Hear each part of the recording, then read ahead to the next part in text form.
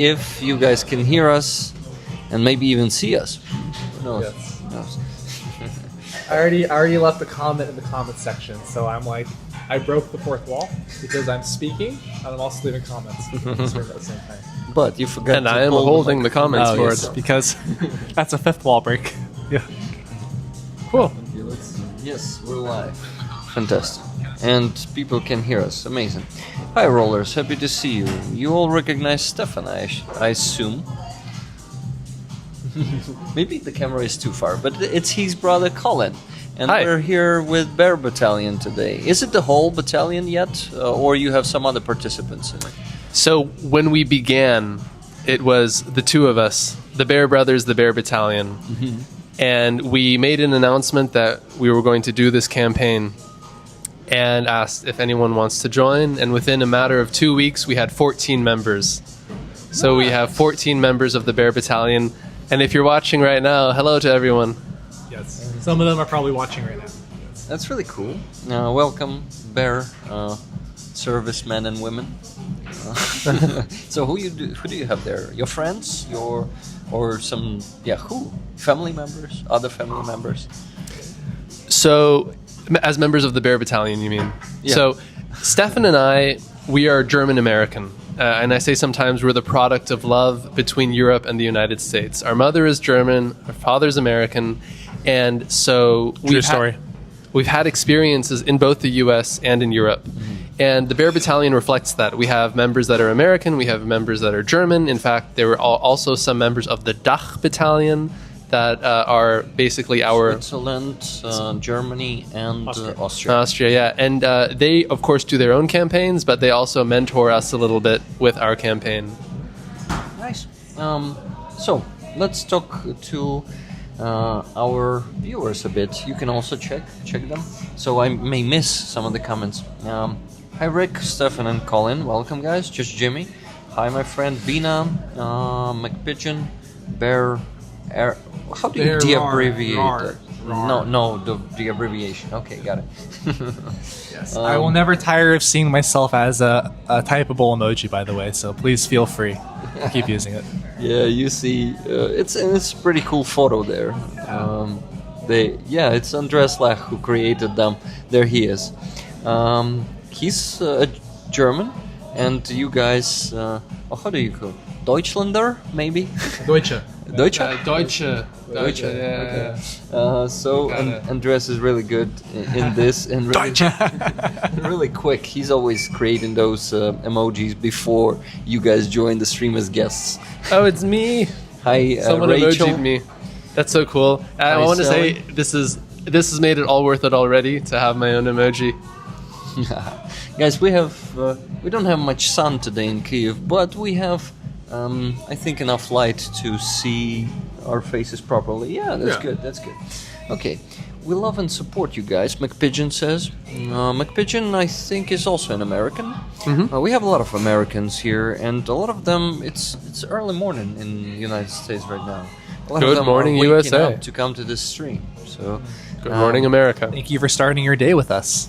We are all drinking green tea. We can actually pretend that we're the... How do you call them? That we are the hosts of some morning show. Yes. Because in the United States it's the morning. In Ukraine it's already 4:38 p.m. Yes. 38. We have already been We've already been busy kicking Russia's ass for the last 8 hours. So yes, we're 8 hours ahead. What ass? Russia's ass. Russia's ass? Yeah. How did you do that? Well, we're 8 to 10 hours ahead.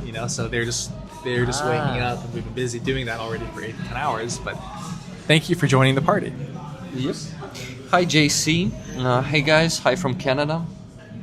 JC, welcome. And Canada is one of the biggest supporters of Ukraine in terms of, I think, not much like a military aid, right? But the society, civil society of Canada is a huge support because they have the biggest diaspora of Ukrainians, of course. So a lot of people in Canada, I can imagine, have co-workers who are Ukrainians, or family members, or just some acquaintances, and it's really. I would be surprised if Canada would be a pro-Russian country, you know. Actually, I think that on my second convoy, that was the first time I met Canadians on the convoy. It was Bill and Marta. That was like almost a year ago to this day. Huh. Yeah, so Nice. Canadians, I think there's like a funny joke they say about Canada.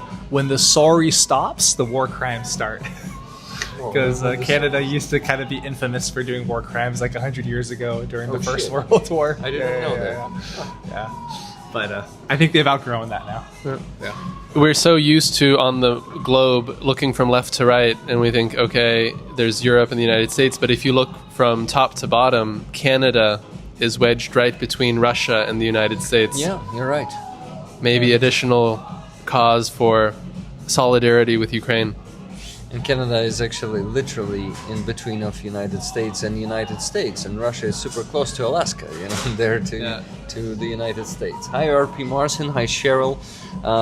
First stream I did today was 2 a.m. for some Americans and Canadians, right now we can see more people here. Is that MGK? I don't know what MGK is. I don't know that either. The diddler asking. So we will have some random people, because when it's vertical, people can reach us just like that by scrolling. And boom, we're already looking at some Russian here painting the. I don't know how to call that thing. How do you call that thing? Curb, yes. Yeah, but guys, we're not watching that. We're watching ourselves. Look at how narcissist we are. No, we're not doing that. We're showing ourselves rather than watching ourselves. So it's a troll, that the diddler. We need to ban him. Yes. Okay. Aside from Finland, we have the longest border via the Arctic with Putler's Russia, JC says. By the way, JC in the last NAFA truck campaign, he contributed 10,000 Canadian dollars to our campaign. JC, I am working on the new campaign, and I'm really hoping. And I just got an idea. I need to contact you ASAP. Does this one has the Lightning or Type-C already? I'm talking about the iPhone, because I see the charge is 15%, and you will definitely lose it somewhere in the middle of the stream. Do you have Type-C? I have Type-C. Awesome. I have the power bank. Let's charge it. Thanks. Okay. You talk about something. Maybe we should talk a little bit about what the goal of the Bear Battalion campaign is, and who we're fundraising for, and what we're trying to fundraise for. So, that's right. That's right. Where to begin? So it kind of began a little bit with you, Stefan. A Dutch help organization got in contact with you and said that there was a Dutch volunteer in the 25th Brigade that needed a vehicle. Sort of, correct. Yeah. And we had just come back from our very first together convoy to deliver vehicles to Ukraine. 2 months ago. Yeah, approximately. January. Back in January, yeah. And Stefan, for you, that was your fourth convoy. For me, it was my first convoy. So, I had eyes that were this big when I came back, and I was very moved by the experience, and I thought, let's do more than just drive a vehicle. What if we could raise enough funds to provide an entire vehicle? And that fit perfectly with then the information or request that you got regarding the Dutch volunteer. And we came into contact with Help 99 and said, we want to start a fundraiser. And we came up with the name Bear Battalion. Yeah. And specifically, there's a international unit within the 25th Brigade. It's called the Rupok Collective. Mm-hmm. And do you know how it de-abbreviates? It was typed out once to me, but I forgot it. Rupok, first letter is Rota. Rota is the company of the unmanned systems. Bak. I'm confused now. Some- But anyway, it's a company that's a drone company, basically. Yeah. Yeah. Oh, 25th Brigade, right? Do they have the code name? Yeah, I mean, I believe the unit is called Rubak, and each operator has their own like code name. Yeah. No, I mean like usually Rubak is that might be just called Rubak. Yeah. I know some of them are not taking the code name because some Rubaks call themselves like Griffins or. No, I think it's Furies, just you Rubak. know? They just say the Rubak Collective. Yeah. Okay. Good. But yeah, we're trying to get a truck, a Mavic drone, and then also night vision thermal sights for them. There's a question from Hooves. These boys, Canadian, do they look like boys? How old are you guys?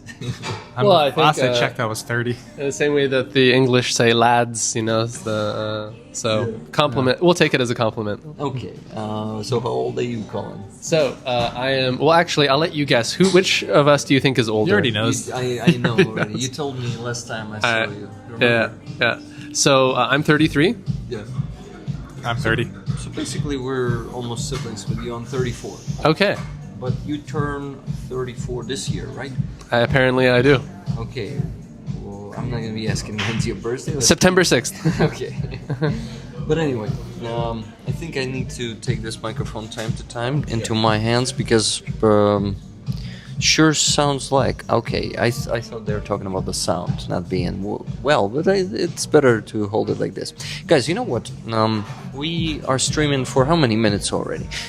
I guess 11, and I did not even mention fundraising yet. I take every stream as an opportunity to raise funds, and this week we need to raise a big sum of money. We need to raise around $7,000 because we need to close the campaign, the Car for Ukraine campaign, and in that campaign you can donate 100 euros by actually scanning that QR code at the top of the screen, and for donating 100 euros you can get this patch, this yellow and blue patch. Beautiful. It is based on the ornament. Right there. Yep, a bit higher. Oh, hi. Yeah, that one. So this patch is called, well, do you know the word pysanka, guys? No. The Ukrainian one. It's an Easter egg, but not any Easter egg. We have different types of Easter eggs. We paint them in different ways. So this one is usually a wooden egg that is painted with brush for hours usually. And this one was created by Andreas Lech, the same man that created your emojis, guys. So this coat of arms, a Ukrainian trident inside. You see, it's not a usual one. It's what Car for Ukraine have on their patch and on their logo, and it was put inside this awesome ornament, the classical one, Ukrainian one that was actually created. Oh my God, I think 100 years ago, a bit more than that, when Ukraine got its independence for not the first time, but I think the second time, but it was called Ukraine for the first time then, in 1917. Yeah. And it existed for 3 or 4 years. Unfortunately, Soviets were able to crush us. And just like these days, unfortunately, well, not like these days are different, but back then, Europeans and Americans did not support our resistance and our sovereignty, and they just throw us to Russia. I mean, not throw us, gave us to Russia, and well, not Russia, Moscovia, and back then it was USSR, and they let them occupy us completely. They did not support us as a sovereign state, and unfortunately, we had no support at all back in the days. Even more, we were fighting two countries. We were fighting Soviets and the Germans later during because the resistance was keeping up until the very 1954, I guess. It began back then. Even when Ukraine was completely occupied, the partisan movement kept fighting Soviets until 1954, and only then it was completely suppressed just by elimination of all the resistance members. But anyway, I started talking about campaign. This ornament is pretty old, the one that is inside, and you guys, most of you who are watching the stream, got this patch already, but we still need to raise around, well, exactly 5,507 euros to close this campaign. Still, we need to raise. So, for the and see, the donations started flowing. Let me start mentioning them. $20 from Rachel from USA, tickets for the brothers. Guys, you have 2 tickets for this flag that I did not present it yet, but in a bit I will show it to you. It's not just the Ukrainian flag, you will see. And Anticipation. $20 from Kathy S. 1 ticket for each of the brothers. Good. Oh, wow. we have 100% of the tickets so far, right? Good to see the brothers, good to see them. And you know, guys, $50 from RP Marcin, Aid for Ukraine. Thank you very much. Robert. Tickets to rollers as always. Robert has not ever taken tickets for himself. He's given them to members of the community, usually. Yeah. Guys, this is not the only raffle item today. I know that I'm talking mostly for the last, 5 minutes or maybe even 7. But I need to say these things right now so people would know what we're doing here today, what we're raffling. So, as you have seen on Free Azov stream, you guys know about Free Azov stream. What the hell is that? Stefan knows. What about you, Colin? Do you already know what Free Azov movement is and what stream I'm doing every week? It's okay from my if you're understanding, not. The Free Azov movement is about making sure that all of the brave people who defended Mariupol, get released. The ones that were captured in war, and right now it has grown into the movement to release and exchange every prisoner of war. And guys, great news.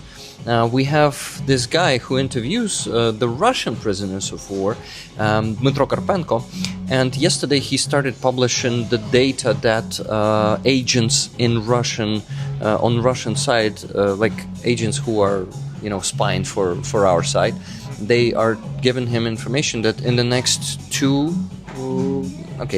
this week the exchange is gonna happen because there are like 200 people are going to be exchanged. I'm still not sure about the numbers. Let's see what maybe he got the updated information lately.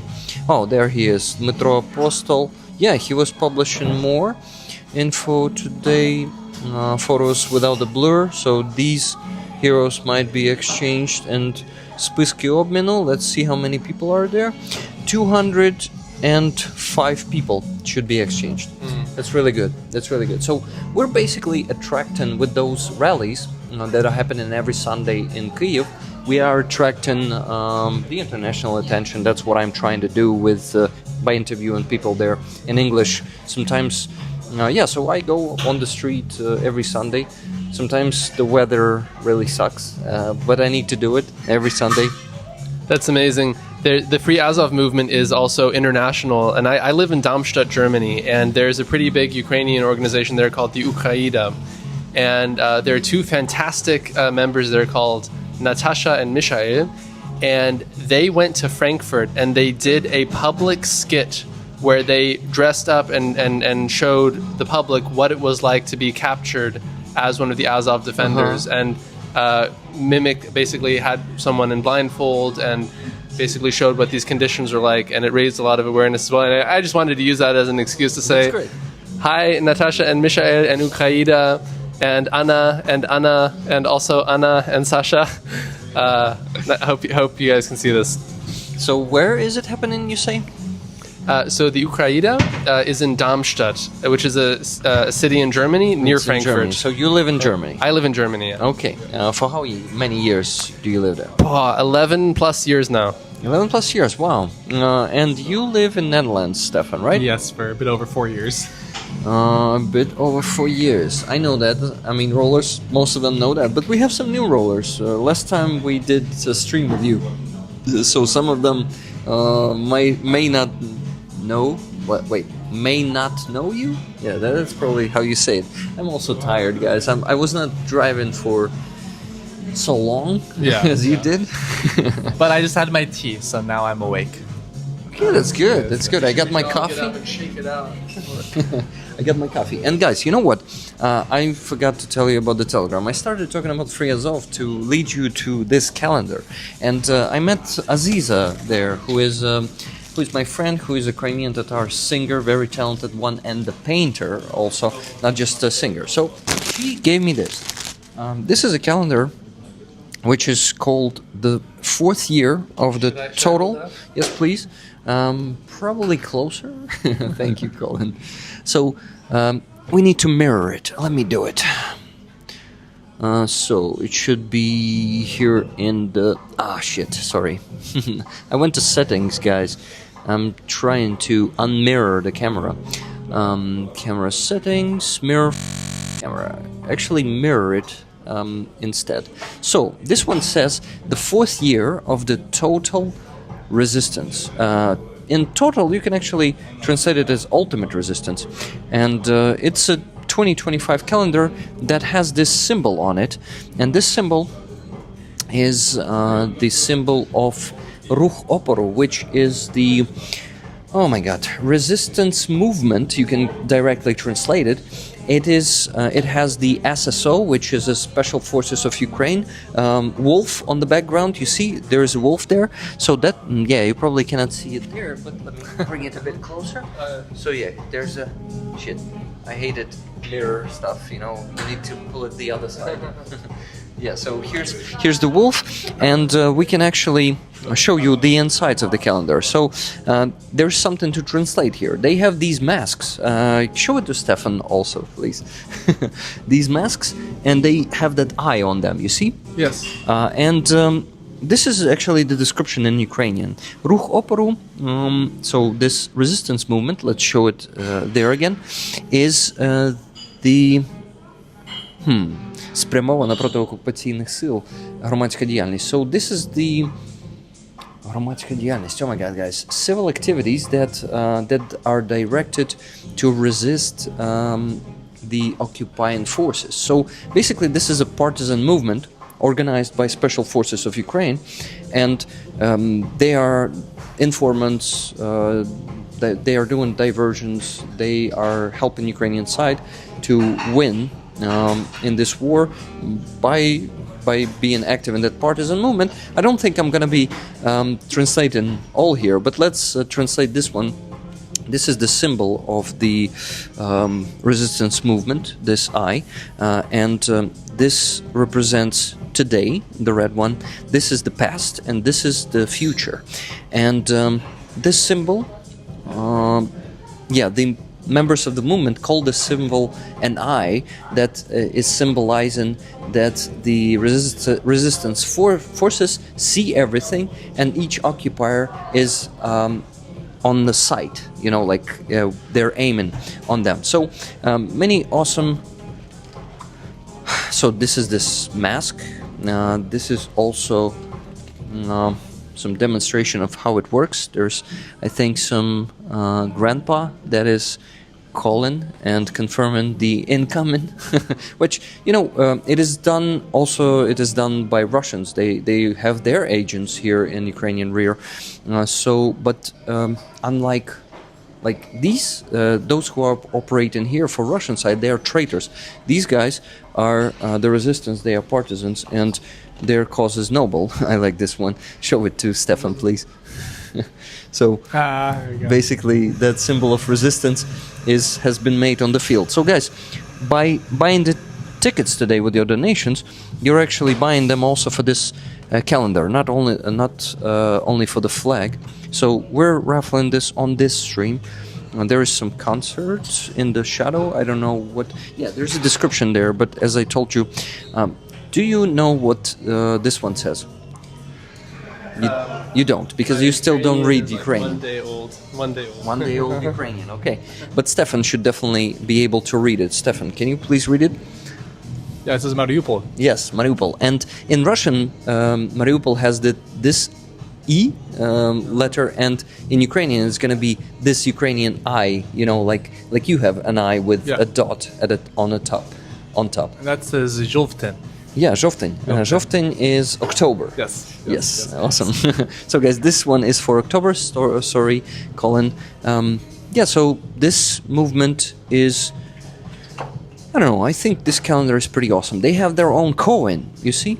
And I think you can get this one only for being a member of Resistance, and you better hide it, because if you live on occupied territories and they find this thing, you're going to be tortured to death, I am sure. So this is December. So this is we're beginning with Hruden. Yes, Hruden is December, and Sichin is January, and this is a cool knife there, a claw. Yeah. Luty. So they're beginning not from the beginning, this calendar. They don't begin from January, so this is pretty strange. But yeah, here it is, guys. Here's the whole calendar, and we can show the back of it. Yeah, so you have the chance to get it today. And we had 2 more donations. People want to buy some tickets. Utah donated $10.83. You know Utah, right? Yeah. She's one of the 69th Infantry Brigade drivers and a big supporter. Thank you, Utah. And Utah, would you like to get the tickets for the calendar? Thank you very much, Colin, for being the presenter. I think I met Utah on the last convoy, if it's who I'm thinking of. So yeah, he actually. You probably did. Yeah, I put his. He had a sticker, and I put it on the back of my phone. Actually, but this is a good topic because it leads me into the next one. You know what the biggest difference between the last time you had me on versus now is that I can actually speak some Ukrainian now. So that's great. I took it on myself to try to learn the language, and I was actually able to. I can read all the signs now. I can communicate some basic information to people. I'm focusing actually most of my efforts on that now because it's part of my military training. Mm-hmm. I'm currently with the unit that I'm in talks with. I asked the battalion commander, what is the most important thing I can do to prepare? And he actually told me, learn Ukrainian. Yeah. Because it's like communication is so important, and we don't have that many international people. Yeah. And because it's like I would be one of the first international people there, it's very important. So, wow. You cannot share what unit you're joining, right? I think so. I think you can. Okay, then please share. Yeah, it's most likely going to be so nothing is signed yet, but it's likely going to be the 411th UAV Regiment. Mm-hmm. So it's a part of the unmanned forces of Ukraine, right? Yeah. So at the beginning of the war, it was just a battalion, but then it was upgraded to sorry, I'm tripping over my words today. It was upgraded to a regiment. Yes, with its own headquarters. You know what? I think they have a patch of this regiment on the wall there. Can you check if it is? You should probably know how it looks, right? Yeah. Stefan. Can you see if it is that? Wait, where are they? Yeah, there on the loudspeakers, so to say. I love how mobile this interview is. Yeah, this stream is mobile. We can easily move, and it's a different shit. But so it's not the same regiment. Yeah. Okay. Actually, they're called the Hots, and if anybody wants to look them up, you just go up to. If you Google 411 UAV, their website comes up, and you can see their patch. It's a castle, I believe, and a little bit about their history, their background, how to join. Cool. And yeah, I'm happy for you. I mean, well, am I happy for you? I'm grateful. Or proud. Actually, proud. Yeah. more than happy. Nice of you to say. Yeah. Because being happy for a person who goes to war is hard. But that's what you wanted. So maybe I can be happy for you because that's what you wanted, right? Yeah, I'm talking into that one. Thank you. So you see, it could be confusing, but there are still no systems that have 3 microphones. Oh no, there are some systems, but they are much more expensive and professional. This one is amateur, but it's enough to do the basic interview with 2 people, but with 3 people, we always need to... It keeps us on our toes and energized. I mean, yeah. Professional for us anyway. Yeah, you see, and I forgot to give it to you. Give it back to you and talking to Stefan's one. Yeah, guys, if you can't hear us, just let us know. Yes, and we'll pass the mic around. Okay, guys, so I want more donations, yes, but I got more donations. Let me mention them. $30 from Andreas Lach. He says, calendar and flag tickets to Tunis, please. Stefan and Colin, you guys rock. I agree with that. $125 from... Sharon, thank you so much. We name... I just Okay, we can say Sharon in this case, but don't say the second name, okay? Don't ever say the second one. One of our Bear Battalion members just shared the link in our chat. I just saw. Nice. Thank you, Vadim. How can you share the link, by the And way? also, thank you to Who's Vadim? I mean, Nikki Vadim. for Where's her Vadim? compliment. Bear Battalion. Guys, where's Vadim? I don't see him. I don't know. There. Vadim, comment. Say something. Interesting. Okay, but anyway, I was mentioning donations. So $125 from Sharon. It's SL. She says, Slava Ukraini, Героям Slava, 6 tickets for me and 6 for rollers. I'm honored to assist. Live long and prosper. Okay, so SL, tickets for the calendar too, right? Not only for the flag. I will have to start making the list for the calendar raffle right now, so it won't be too much work for me in the end of the stream. I'm really hoping to get more of those tickets by the end of the stream, guys. Let's raise at least $500 on this stream. It's reachable. $500. The But countdown begins. but if we're lucky, we're gonna come to even bigger number. We'll see. Because on these streams, on coffee shop streams, we sometimes had 1,500 and once even 2, I guess. So that's rare, but it can happen. Who knows? I have an offer for people who are donating. For every $10 that are donated, I will do 1 push-up on the live stream. How about that? Am I allowed to do push-ups in this the thing? cafe? I can do it right there. Okay. I'll turn the camera and show the push-ups easily. I've been doing a lot of push-ups also, right? That's good. That's good. I'm getting in shape. I stopped doing them because I feel for the last 3 days I feel my shoulder traumatized a bit. I'm doing yoga every day, and I'm doing something wrong, and I started re-traumatizing every day, so it's not that good. But yeah, I'm much. You see, I have much less muscles than you have, so yeah, and I'm smaller in general at all. Like, If you do a push-up for every $10 of donations you receive, your muscles will grow. I know that's what I was doing a month ago. I was doing push-ups. For every $100 or more, I did extra 10. So there were streams when I did like up to 100 during one stream, but not like in a row. I was doing it in packs. Oh, okay, all mics on me. Like, come on, the interview. I was doing it in packs of 20 and stacks of 20. Yeah, so it was easier that way. One more donation, $100 from Claudia. Support for Ukraine, Slava Ukraini, Героям Slava, tickets for me. Awesome, Claudia. You have a chance to win this flag. 10 push-ups, Stefan. Robert Johnson, Rick, I donated to the base just now. Sure. Thank you so much, Robert Johnson, for donating on the base. So, guys, it's not only PayPal where people can donate. Let me show you. There is this. Stefan, maybe I told you about it. It is called the base. Hi, Vadim. It's the Ukrainian analog of Patreon and Buy Me a Coffee. It is called Base, and it's by Monobank, and it's super awesome. They take only 3% fee. And then I just pay 6% tax. So instead of pay, like for example on Patreon, it's 12 to 14% fee only, and the same tax for me. So this one is cool. So 4,000 hryvnias from Robert Janasar, which is almost $100. Robert, maybe tickets for you for the calendar. What do you think? You usually. No, he says tickets for David 47. Should I maybe give the tickets for calendar for you, Robert? What do you think? He's always giving the tickets to other people. He is sending the patches and buying so many patches on those campaigns for other people. Robert, you're a legend. Thank you for that. And he also does what? He is... Sorry guys, getting a bit tired. But I wanted to mention another thing. He's even sending the patches I send him to other people. So there's this personal Rick Roller patch. Yeah. You have one. Yeah, Okay. we both have one. No, you have Rick the Ukrainian one, but there's also a Rick Roller patch. yeah. You probably don't have that one. Maybe you have. I think you could.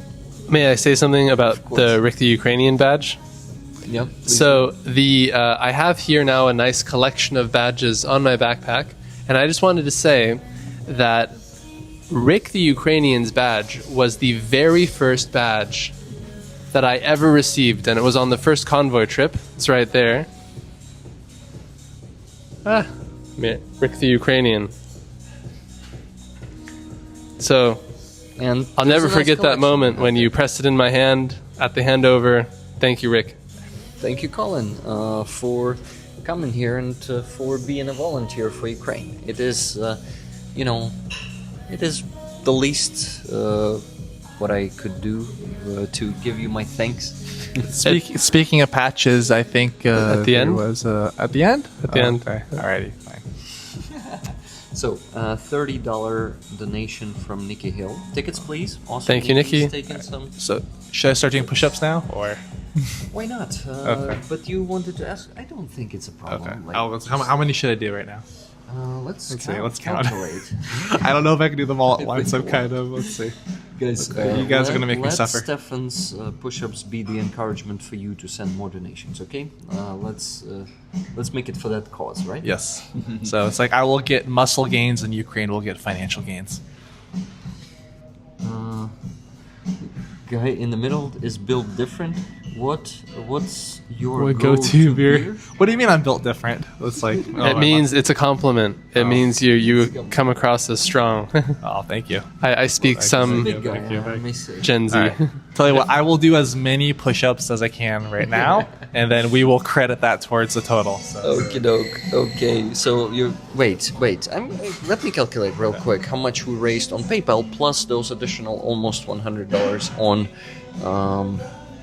base, on the base. So let's begin with the calculator on your phone, if you don't mind. But the song Major Tom, Ground Control to Yeah, Major I Tom, know, David Bowie. David Bowie, and there's that line, the papers want to know whose shirts you wear. Well, now the papers want to know what your go-to beer is. So, Stefan, what is your go-to beer? My go-to beer is no beer, actually. It's actually I would say it's 0% beer, because I think beer is alcohol is one of the biggest killer of gains and fitness there is, because it's kind of a triple whammy, because one, alcohol has a lot of calories, right? So you gain extra weight. It also stops metabolism of muscle because alcohol is a toxin. Your body shuts down everything and it focuses on breaking down the alcohol first. And then the third bad part is that, well, now because you got drunk, you don't want to work out the next day. So then you missed out on the gains the following day. So and you don't have that much energy the next day, right? But non-alcoholic beer is the way to go, right? Because there are so many great elements in beer apart from the alcohol. And if you can just, it's got incredible minerals, vitamins, it's isotonic. Sports people drink non-alcoholic beer.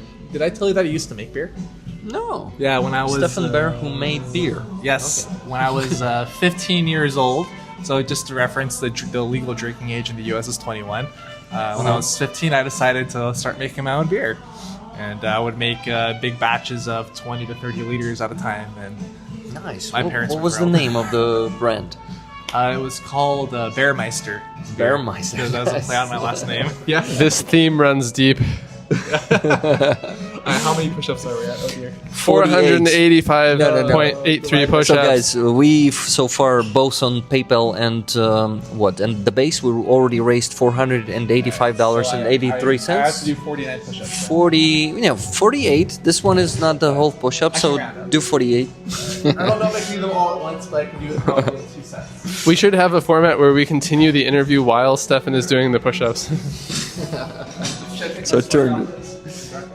I don't know, ladies. Should he take his sweater off? All right, too late. Sweater, but not t-shirt for now. Okay. 1, 2. Okay, I'm not gonna be counting like out loud. Yeah, but you can count. Nah, stop doing it. He needs to train. So, guys, I'm hyping you up for now while he's counting in his head. And I'm. You're at 2. No, wait, stop. 3. Don't do it. So, this calendar is on the raffle right now. It is for the movement of resistance on the occupied territories, basically the partisan movement on the occupied territories. Yeah, breathing is important, Stefan. Yes, You got this. breathe You got this. in and out, Don't give in up. and out. Don't give up. You're doing great. Awesome work. 10,091. That was 40. 10,093. Okay, guys, only 8 left. 41. 42. Good job, Stefan. 43. 43. 44. Oof. That's one a more, lot of one more. Let's pressure. make 45. 45. 45. 46. 36. 47. 47. One more. Stefan, come on, you can do it. 48. Good job. That's enough. 49. Yeah, he overcome. Yeah. Overcame, probably. Good job, Stefan. Okay. Please hurry up and make me do another 49. Yeah, make him do more. Today I'm not doing the push-ups. Stefan is doing them. Good job, Stefan. Good job. I can say you're already in the army. almost. Not really. I'm doing everything You I still can have to that get ready. freedom. Wow, McPigeon actually says 50, so you may be overcalculated or something. Undercounted, yeah. Undercounted, yes. Good job. Enough. No, close enough. Mr. Kaplan, by the way, thank you for those 10 gifted memberships before. I really appreciate it. Guys, if you have the means to buy more gifted memberships, this would be really appreciated. Thank you. Or super chats, because those tend to stuck. I have this bug on YouTube lately. When people are gifting the memberships, they're not being given to people, and people who buy them are just being refunded later, and I receive nothing, basically. So, yeah, it's getting harder for me to earn money from YouTube, but since it's my full-time job now, I need sometimes to ask people to please buy that or this, pay me some salary, you know. Yeah. I gotta be direct. This is my salary, guys, and without it, it's gonna be harder. But right now, the level is more or less the same of the income. I mean, so it's okay. And I will say, I mean, you are a very transparent YouTuber. I am. And it's unfortunately not always the case with people who are raising funds for causes. Like, I really like how you always document everything. Like, this is what this fundraiser goes towards, this is what that fundraiser goes towards. Yep. I really think it sets a standard that more YouTube creators should follow. Thank you very much for recognizing that. Just to repeat, what is this fundraiser going towards specifically? So we are raising funds for 2 cars. Since we reached 50%, 1 car was already provided, and Super. unfortunately it was already being severely damaged on the battlefield and left on the battlefield. It stepped on the mine after a week. 1 week, okay. We provided it. Unfortunately, Well, it hey, was- better the vehicle than, were there any But casualties as well? Or? That vehicle saved their life. They That's right. told us they had a shitty Chinese pickup truck, SsangYong, or maybe not a pickup truck, but the SUV probably. And they said if we were driving that car, we would be killed, because L200 has a better, thicker metal, and it's more, how do you call that? So we basically say that those Chinese cars, they're made of cardboard. How many people were in the car when it went up? I think there were 2 or 3, and they all got, of course, Akubara trauma, and they got the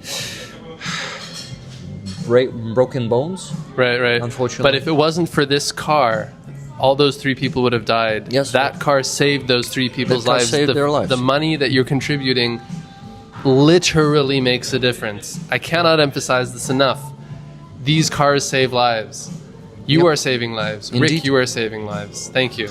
I know that, and I always say it to them. So, guys, if you send more donations, we'll be able to save more lives faster, because this fundraiser is dragging for the second month. It's almost the end of the second month, and we need to close it this week. For that, guys, we need to raise 5,500 euros this week, and only for this fundraiser. But plus, we are contributing every week to the medkit initiative of my friend Helena. She's assembling around 50 medkits every week for the soldiers. Anyone can request them. Yes, Stefan, if you ever need a medkit when you're serving or your brothers in arms, you can always give a request to Helena. So we contribute $500 to that initiative every week, and $100 also to Hostomel Animal Shelter. So an additional $600 to those 5,500 euros. That's what we need to raise this week. So guys, I ask you, please send more donations if you have the means so. And buy the tickets not only for the calendar today, but for this beautiful flag, which is the flag of the Vinci Battalion. It's a big one. Hey, isn't that the battalion that J.D. Vance's cousin was in? The Da Vinci. He was in Da Vinci Wolves, and this one is a separate battalion called Da Vinci. Don't ask me why it's two of them, but they separated at some To point. confuse the enemy. Yeah, you're right. To confuse the enemy. So 7 soldiers signed it. I calculated it. Did they count it? Okay, I counted. I did not calculate it. So guys, there's a wolf on it. There is. I'm not hiding behind it. So this beautiful flag is on the raffle this weekend. By buying tickets today, by sending your donations, you're buying tickets both for the flag and for the beautiful calendar here, and you have the chance to contribute to these fundraisers more and more. So please help us reach maybe even 1,000 today. We're already on 485. Totally doable. You got to do more push-ups, Stefan. Yeah, make him do more push-ups because he is willing to do I will do as many as it takes. as many as it takes. Wow, that's okay. I will gladly It's cool. sacrifice my arms for this cause. Okay, because you will have to sacrifice them on basic training anyway. Exactly. What's better? No, I think better later than sooner in this case, right? Yeah. You say through sweat you avoid shedding blood in the future. Okay, yeah, that's a good saying. I did not hear it before. So guys, now I'm gonna either put this flag on your laps. Okay. Well, that's an honor. Yeah, we usually use it as a blanket, especially in winter when the doors open and people are coming in and out. The wind is blowing, and you need some blanket. We usually use a flag as a blanket. I'm joking. It's not like. No disrespect. As These long as you flags. don't let it touch the ground, it's okay. Yes. So I want to thank Tia Crossley for 5 gifted memberships and Martin Bissek for 2 times super sticker 10 Swiss currency. Swiss currency francs, I think, called in Latin, I guess. Swiss francs. Swiss francs? Yeah, Swiss Yeah, francs. you're right. Was it 2 times or was it the bug there, Martin? Thank you very much. Flag of honor. Indeed it is. So guys, you can buy tickets for this flag by sending a donation on PayPal, and there are for now no more donations, no new donations on PayPal, even after Stefan did the encouragement by doing push-ups. Yeah, guys, I want to do push-ups, so please, make me do push-ups. I'm happy to do them. Let's do it. So, now, guys, I wanted to also talk about some politics, because here we're fighting a war, and basically, I know that you monitor the news, I monitor the news, and there are some good signals from United States lately. In the last few days, there were a few, how do you call that, improvements? Hey, can you say that? Approvals. Improvements, like in terms of... No, in this case, approvals of Okay. the military aid finally sorry about that, being provided to Ukraine. Not provided yet, but it may be sold, but it's already a good signal. And we really have the chance, oh my god, we really have the chance to finally start getting some weapons from this administration too, which is pretty good signal. So, I am talking about that, but I also want to talk about, with the chat more, but what's your reply on that, guys? What do you think, if it's do you think we can expect a real good sales from United States of weapons to Ukraine? For example, those 10 Patriot systems that Zelenskyy has said to Trump. We will buy it. We will find money for it. Our partners will help us. Just give us the permission. Give us those contracts. Do you think it's possible in the future, in the nearest one, ideally like in a year or two, that we will get those contracts? Some big contracts for billions of dollars for weapons from US? I think in general it's really hard to predict whatever Trump's going to do, because I genuinely think he doesn't know himself until he opens his mouth and starts talking. You're right. I think generally all Trump really cares about is looking good and getting praise. You're right. And I think that maybe a helpful development was when they signed the mineral deal between the U.S. and Ukraine, I would argue on actually relatively favorable terms to Ukraine, because all the money put into the fund stays in Ukraine. It gets invested in infrastructure projects in Ukraine. In the end, it appears to be not such a bad agreement. Yes, and what's an interesting component of it is that military equipment donated counts as U.S. investment towards the fund. So, for example, if the U.S. sends $10 billion of Patriot systems to Ukraine, then Ukraine has to put $10 billion into the infrastructure fund. And then, that money stays in Ukraine. So Ukraine gets infrastructure investment and they get Patriot systems. Mm-hmm. And I think Trump could turn around and say, hey, Biden spent all this money on Ukraine. I'm just paraphrasing. This is not what I believe. I'm just paraphrasing what Trump says. He said, well, Biden sent all this money to Ukraine and got nothing. I'm getting investment money from Ukraine. Like, I'm actually getting our money back. And I think that this mineral deal maybe is going to let Trump look good in the short term. It's not even a mineral deal these days. Yeah. It transformed into the rebuilding of Ukraine deals. I'll take that too. So interesting. And how Trump, don't forget to add, you said Trump may say this and that. Don't forget to add in the end, if I was a president, that war would not even start. It would not even happen.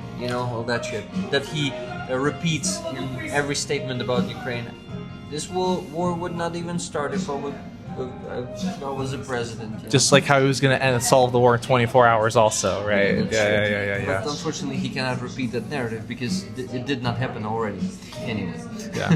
He was being sarcastic. He was just joking around. I was a bit sarcastic when I said that. Yeah. That's true. But to briefly answer your question, I think it's possible.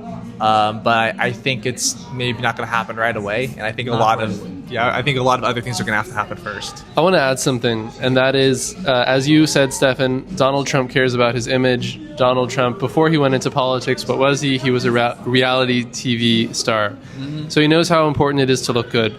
And going into this, Donald Trump desperately wants to win the Nobel Peace Prize for bringing peace between Ukraine and Russia. Yeah. And in the beginning, Donald Trump was a lot tougher on Ukraine than Russia because he thought Ukraine would be easier to fold, to flip. He was tough on Ukraine because he thought Ukraine would cave first. Ukraine was the weaker victim. We don't have the cards. And what happened? Zelenskyy stayed firm, Ukraine stayed firm, and they politely said no.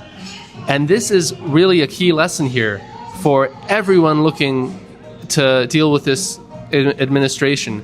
You can stand up to a bully, and you can get something out of it. Yep. Be like Zelenskyy.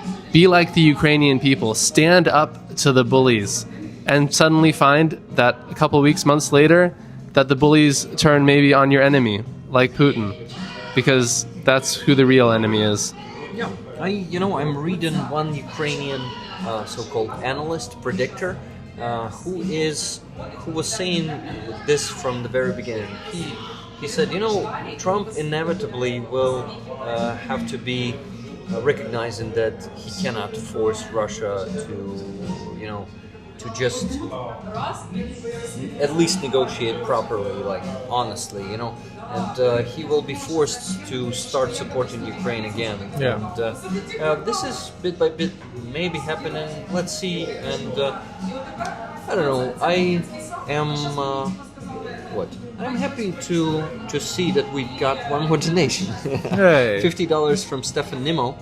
And I got rid of the notifications, but I already added that to the sum of money.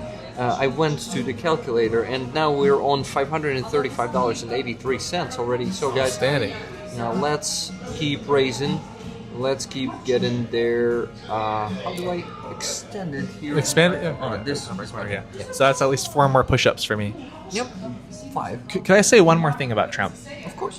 I think that it's also important to realize that Trump is not starting the situation from a point of neutrality, rather than you don't start by saying he hasn't done anything good or bad. I think Trump started with a huge debt owed to the Ukrainian people because Trump is the reason why Avdiivka fell. Because if you remember back in 2023 when U.S. aid to Ukraine stalled for a good 6 months, aid to Ukraine used to be a hugely bipartisan cause in the U.S. Congress, and it wasn't until Trump and a lot of Republicans decided to make a political issue out of it. So Trump already owes a lot to the Ukrainian people by all the damage he has caused. And it's not like, oh, he's such a nice guy for helping. It's like, no, you owe us because our people died because of you. Our cities got lost because of you. It's the least you can do to give us 10 Patriot systems that we are willing to pay for. And I really don't want people to forget the fact of who's ultimately responsible for Avdiivka falling, because the Ukrainians were willing to pay the ultimate price to defend that land. And Trump was not willing to have their backs at the time. Well, I want to play devil's advocate here a little bit and talk about the concept of owing, you know? Oh, yeah.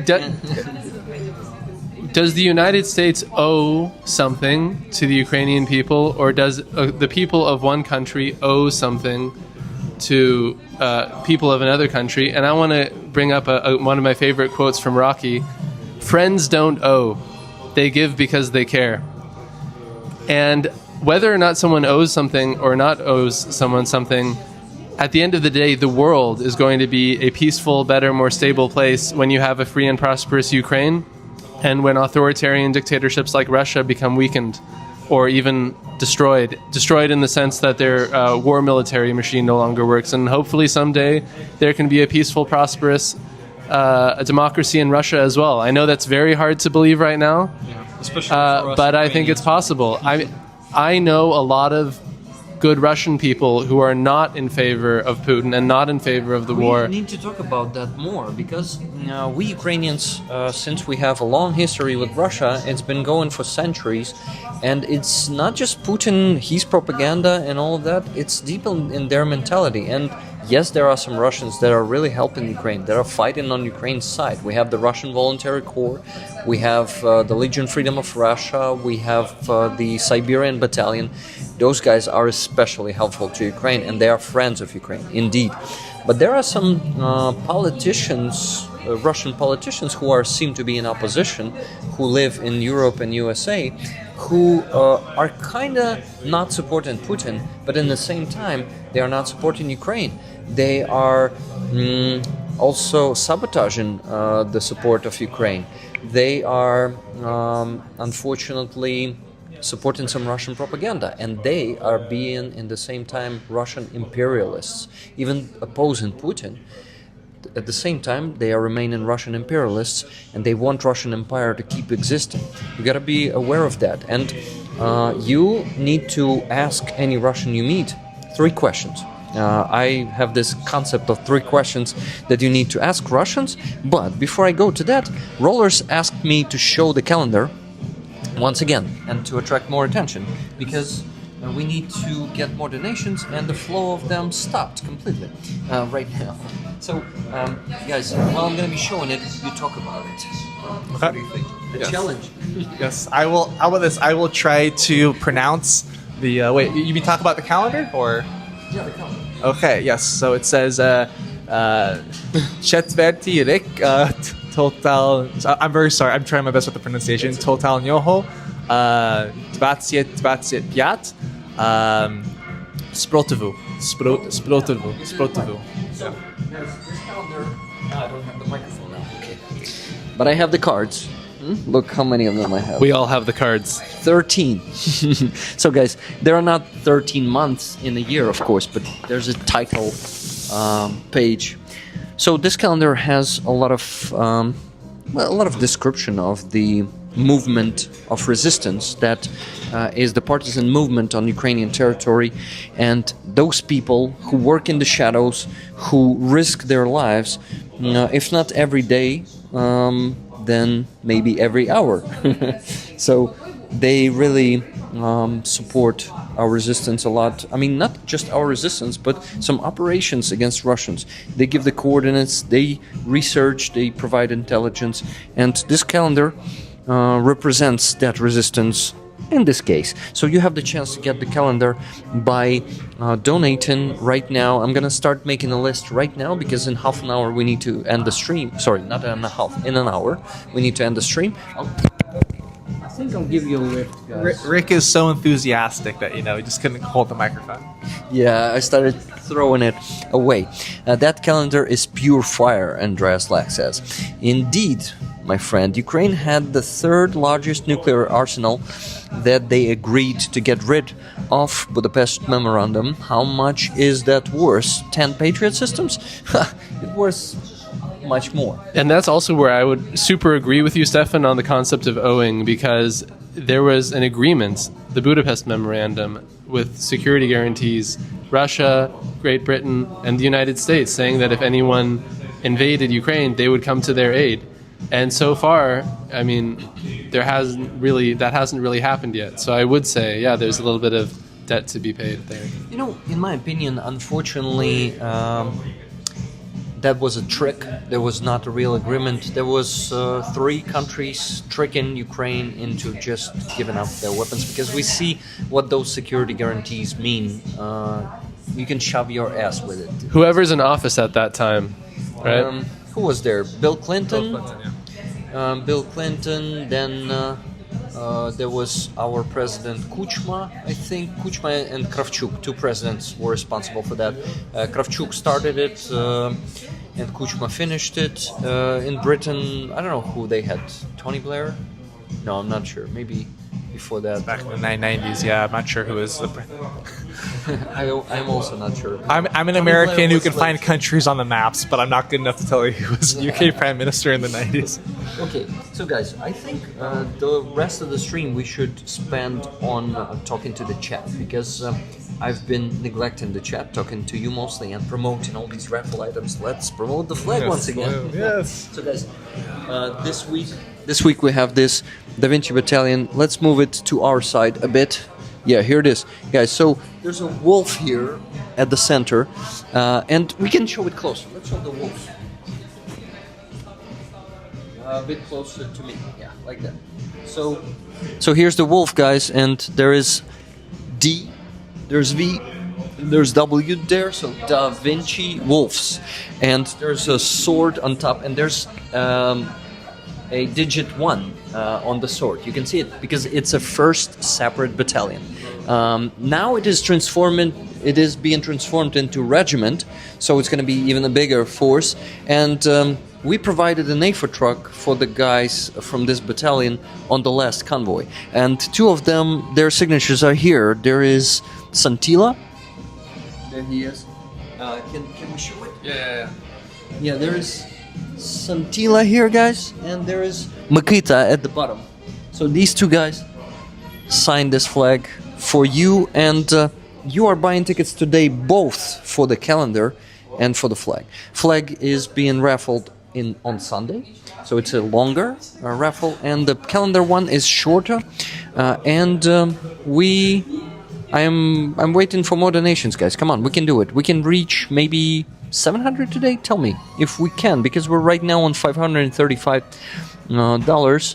It's together PayPal, both PayPal and the base, and on PayPal, let's reach at least $700 in total. Okay, let's do it. It's totally doable.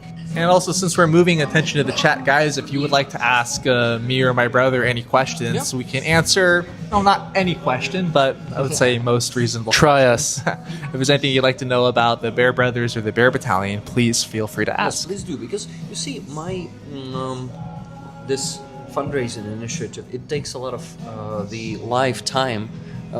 Time of, how do you call that? Time and effort, energy? No. Like blood, sweat, and tears. Part of the stream, like time of the stream. So if you have 2 hours of the stream, we take 30% of talking about the items, about encouraging people to donate, and it leaves less time for talking about your story, about asking you questions. So unfortunately, the style of being a fundraiser, it is changing the format of the stream, and also it leaves less time to have an actual conversation. But here's the thing, though. I mean, no matter what fundraiser you're doing, whether it's for evacuation vehicles or for ambulances or to different things altogether, medical kits, it's all going to the same cause. And so I think it's super important that we work together. I mean, we're happy to give you as much time and more to help Rick the Ukrainian Thank you, with the fundraiser, because whether the dollar goes to you or the dollar goes to us, it's a dollar for Ukraine. It is indeed. So, Stefan, I mentioned your $50. There was no comment there. Thank you. But after that, just now, Rachel donated $10. One ticket for calendar, please, for me. And Stefan again donated $10. The best I can do at the moment. Be safe, guys. Man, every donation counts, and there are no small donations, as we say. You know, if we receive 100 small, let's call them small, okay, relatively small donations on every stream, it really changes the situation, because the more of them we have, the bigger sum of money we will raise.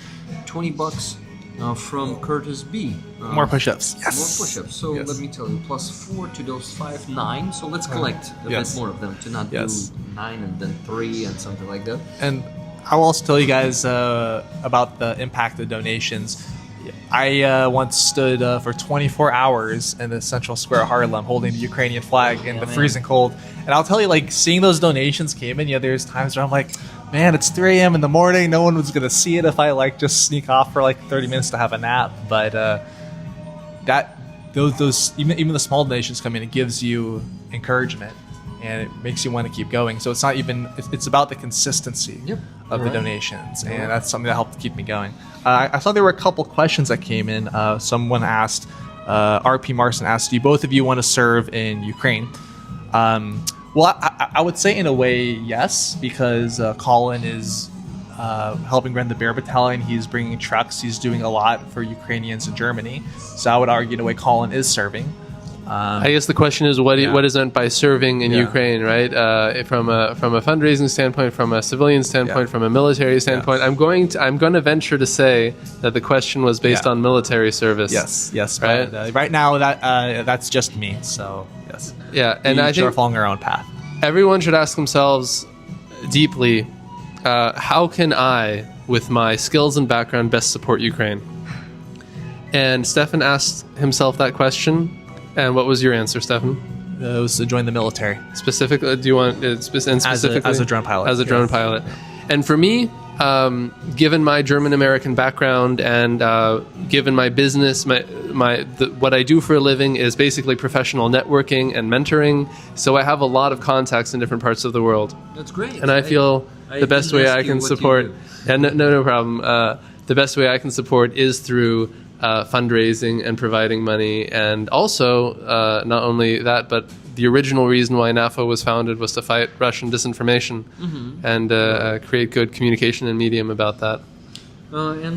This is also a very important stuff, but we need to someday I really hope that we will be able to match the budgets of Russians into fighting their disinformation, like billions of dollars every They have rooms year. and rooms and rooms. Like imagine a factory, right, where people are spooling yarn, but this factory is computers and typing just simply to spread lies and rumors and disinformation into the internet.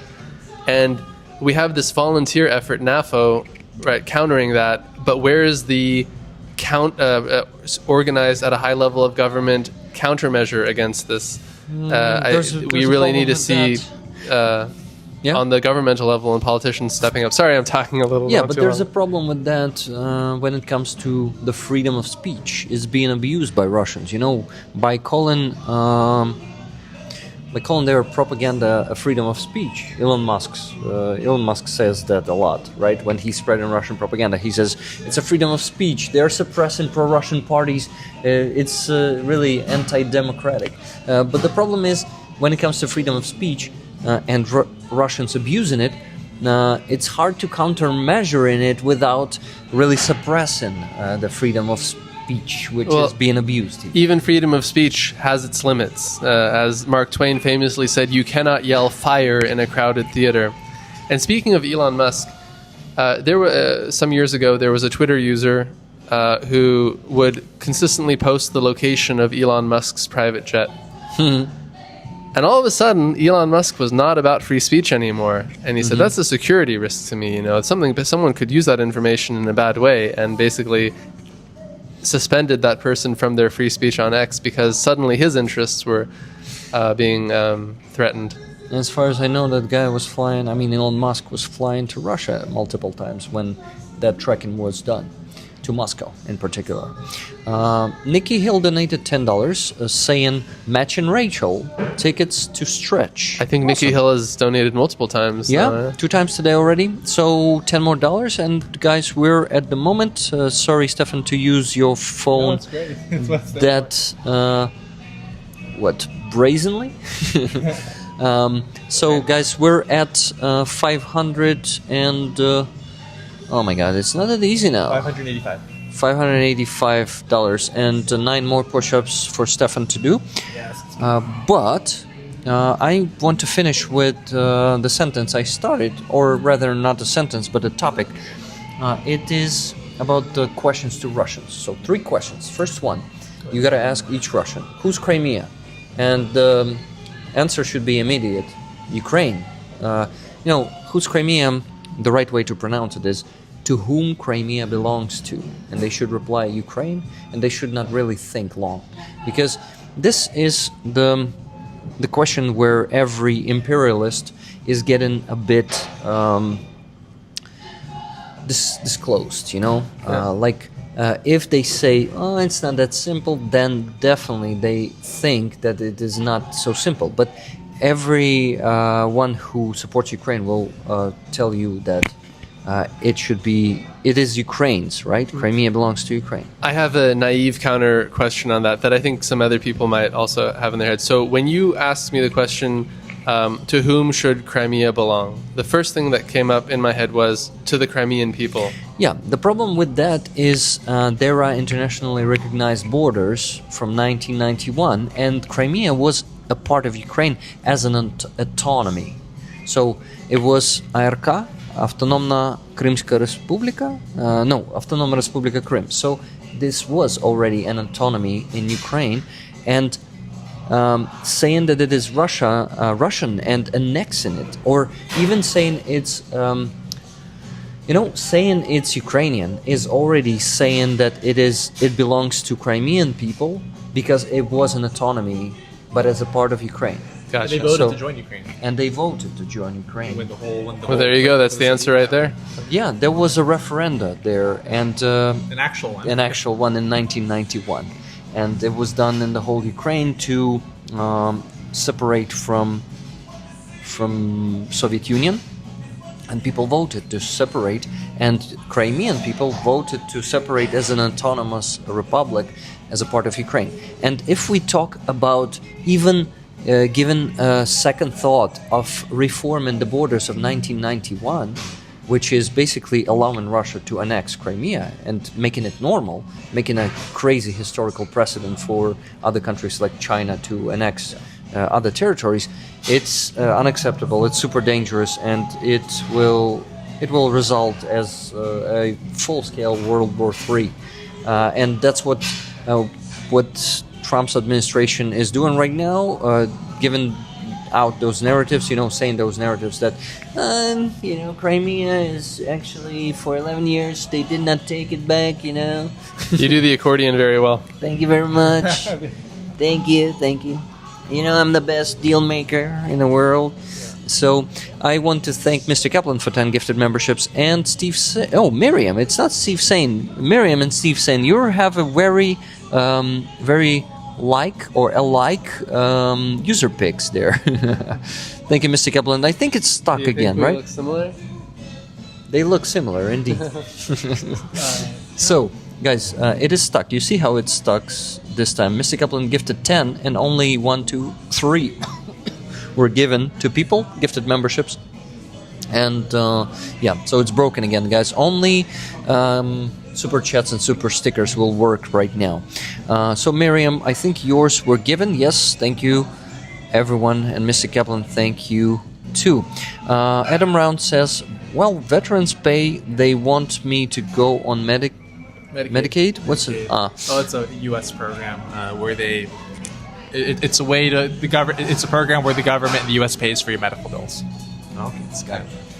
And he says, but they cut that. So I have no idea how this works.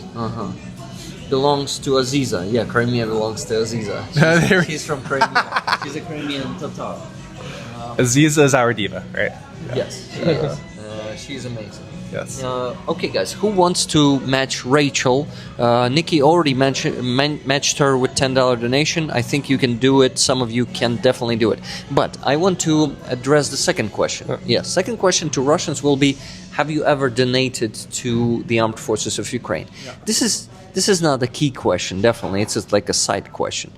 And if people did not ever donate to Ukrainian army, the Russians, if they did not ever donate, it kind of can be okay, but it's like a side marker. You know? So I have another follow-up question on that, please. Because I have asked Russians to donate to our campaign, and the response that I usually will get is, I want to, but if I do, and I have to go back to Russia for any reason, they will throw me in jail or worse. I wonder why. How do you respond to that? I wonder why they would have to go back to Russia while Putin's regime, a similar regime, death of a family member.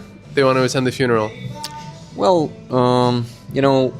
it is the same topic with the occupied territories. I guess some people go back and visit the occupied territories. And you're right, that might be a problem for them. This is why I leave it as a side question. But I think the most important question here is the third one. And it is, do you think that the only way to stop the occupation, new occupations, invasions, and Russian genocide against other people, because it's not only Ukrainian folk who they've been committing genocide against and invading, and annexing territories. Georgians suffered from that. People from Moldova also suffered from Russian invasion. And there are other countries who suffered from them. Syrians suffered from Russians a lot and from their bombs. And do you think that the only way to stop this madness is for Russia to be decolonized, to stop being an empire, to start being a set of different national countries, like Tatarstan, for example? You're saying that Russia would disintegrate into different smaller republics, for example? Russia needs to disintegrate. And if those people think that Russia should keep being this empire, which is, in fact, it is, de facto, it is an empire. And a lot of people, a lot of folk live enslaved on this territory from centuries ago. And yes, there is no real national movement in many regions. It was suppressed completely. But we need to work on raising that national movement. And because until Russia stays an empire, it will want to invade other countries, because the idea of that empire is to always expand. If they don't expand, if they don't do all of that militarizing of their society, this empire will just collapse on itself. In the beginning of the 1990s, you had the spark of hope for a democratic, liberal Russia with Boris Yeltsin, etc. Do you think Russia can be a liberal democracy as Russia? Like, let's imagine the regime is not Putin and his henchmen, but it's maybe a federal republic with real checks and balances, like the United States, for example. The United States is 50 states, and then a federal government. What do you think that's possible? There's a big problem with mentality of Russians. I talk not about the educated people, which is a minority. The majority is pretty savage people. You will be surprised when you watch hundreds of interviews with prisoners of war, Russian prisoners of war, which I watch, hundreds of them. And I see, unfortunately, the savagery. I see people who like violence, for whom the violence has been normalized, and they just take pleasure from it, who understand only force, and they would rather be always ruled than they would be given freedom to decide for themselves. They choose slavery. This is something that we can talk about for a long time, and I have a lot of details to explain why it is as it is, but just believe me in this. I've known some of their mentality and mindset. Yeah. If I can say really quick, Colin, Wow. Rick, for a while, you translated a lot of those interviews, right, with the captured Russian prisoners in the war. But I dubbed it into English, yes. Yeah. And, please continue. Yeah. You know, guys, Yeah. you finish this thought, and Yeah. then I go to the bathroom real quick, and then we continue. Can you bring me a coffee on your way back? Of course. What would you like to get? There's a filter. As a very white American, I'll of course have a black Americana. Black Americano. Okay, no problem. No cream, no sugar. Chorne. Yeah, I think also it's something that people have to remember is that the majority of Russians fighting in Ukraine are there by choice. They were offered a lot of money to go there and to kill Ukrainians. Their home country isn't at threat. Up until recently, none of Russia was under Ukrainian occupation, and that only happened to relieve pressure on the Ukrainian front. And you know, Putin had a very short forced mobilization, and then they switched to paid contracts because he realized that there were enough Russians willing to accept money to kill Ukrainians. So I think there's a big misconception there in general, because I think a lot of people out there, including myself to a certain degree, were under the impression that the Russians were being forcibly conscripted. Still today. Are you saying that's not the case? That's not the case. No. Hundreds of thousands of them, hundreds of thousands of Russians for the last year and a half at least are joining the army just because they want to earn some money. And not all of them are really not earning. Some of them are earning like $1,500 a month. I hear it in the interviews, or maybe 1,000 or something, or maybe less, but it's enough for them to live. They still choose to go to the army because they think they are smart enough to avoid the very front line, work somewhere in the rear. They're being told, no, you won't go to the very meat assaults, to the cannon fodder, meat grinder assaults. You will work in the rear. You will be a mechanic. You will be a teacher, a builder, all that shit. And they believe in it because they want to believe in it. They know they probably being lied to, and they accept it just like, okay. So this shit is They basically get paid I believe it's something like a year's salary as a signing bonus, right? Guys, I apologize, but I will explode now. I really need to go there. That's Get back.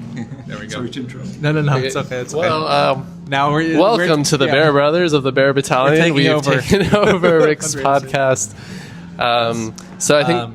I can I just continue on this topic Please do. a little bit? Something that does. I'm gonna do my best to watch the chat and answer your guys' questions here.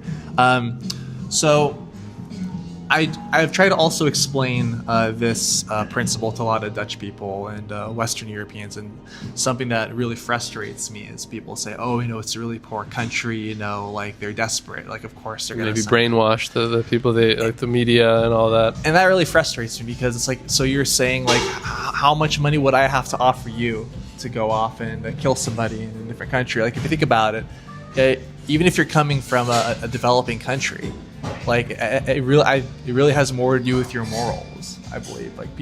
People who live in poverty are not criminals and murderers just because they're poor. I think that's a really demeaning way to look at people who come from less rich countries, and it has to do with values. But there is a link that poverty can there are links between poverty and criminality, right?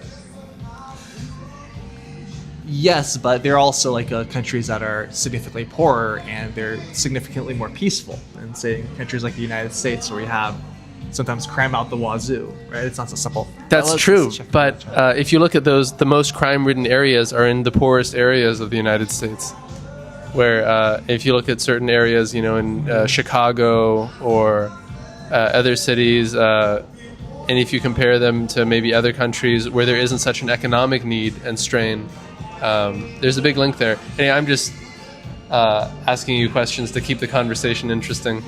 Sure. But I think at the end of the day, it's can you put a price on human life?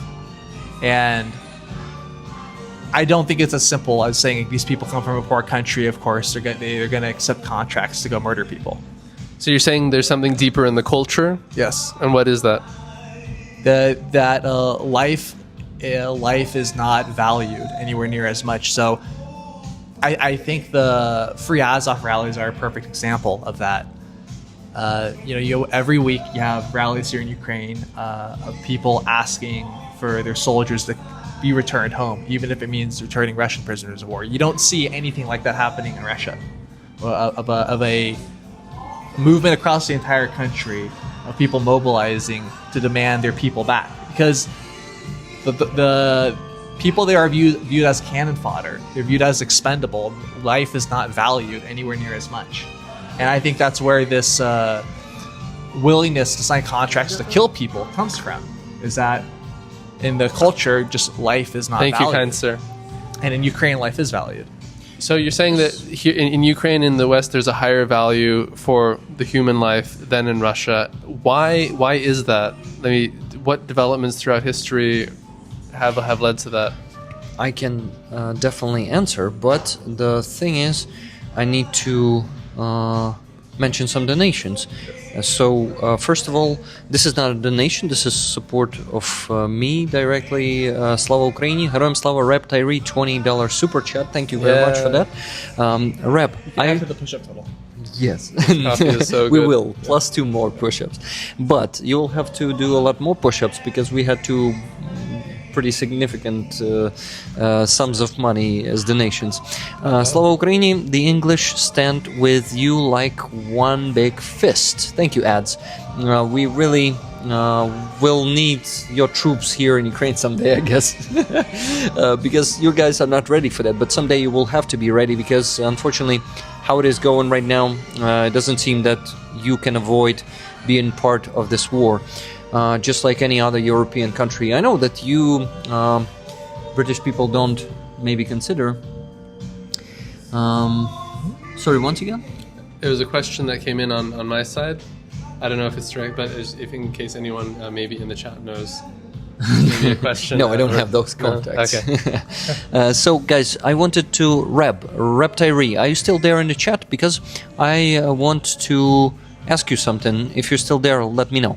But I also wanted to mention those 2 donations. First of all is from Sharon, who donated today already, and it's $125. Yeah, you see that one. But let's mention this one first. So Sharon donated $125 more, just like the first time today. Thank you, Sharon. And she says, let's do this thing. Tapped out for the next couple of weeks, but worth it. Ticket 6 for me and 6 for rollers. Split them or not, your choice. Keep up the good work. Thank you, Sharon. Thank you very much. And $300 from Claudia. I have never understand why 450 million resident from EU cannot support 44 million Ukrainians. This is my small part. Thank you so much, Claudia. How many tickets you want for yourself for the calendar? And for the flag, of course, all the tickets, right? I guess, because for the flag it's going during a week.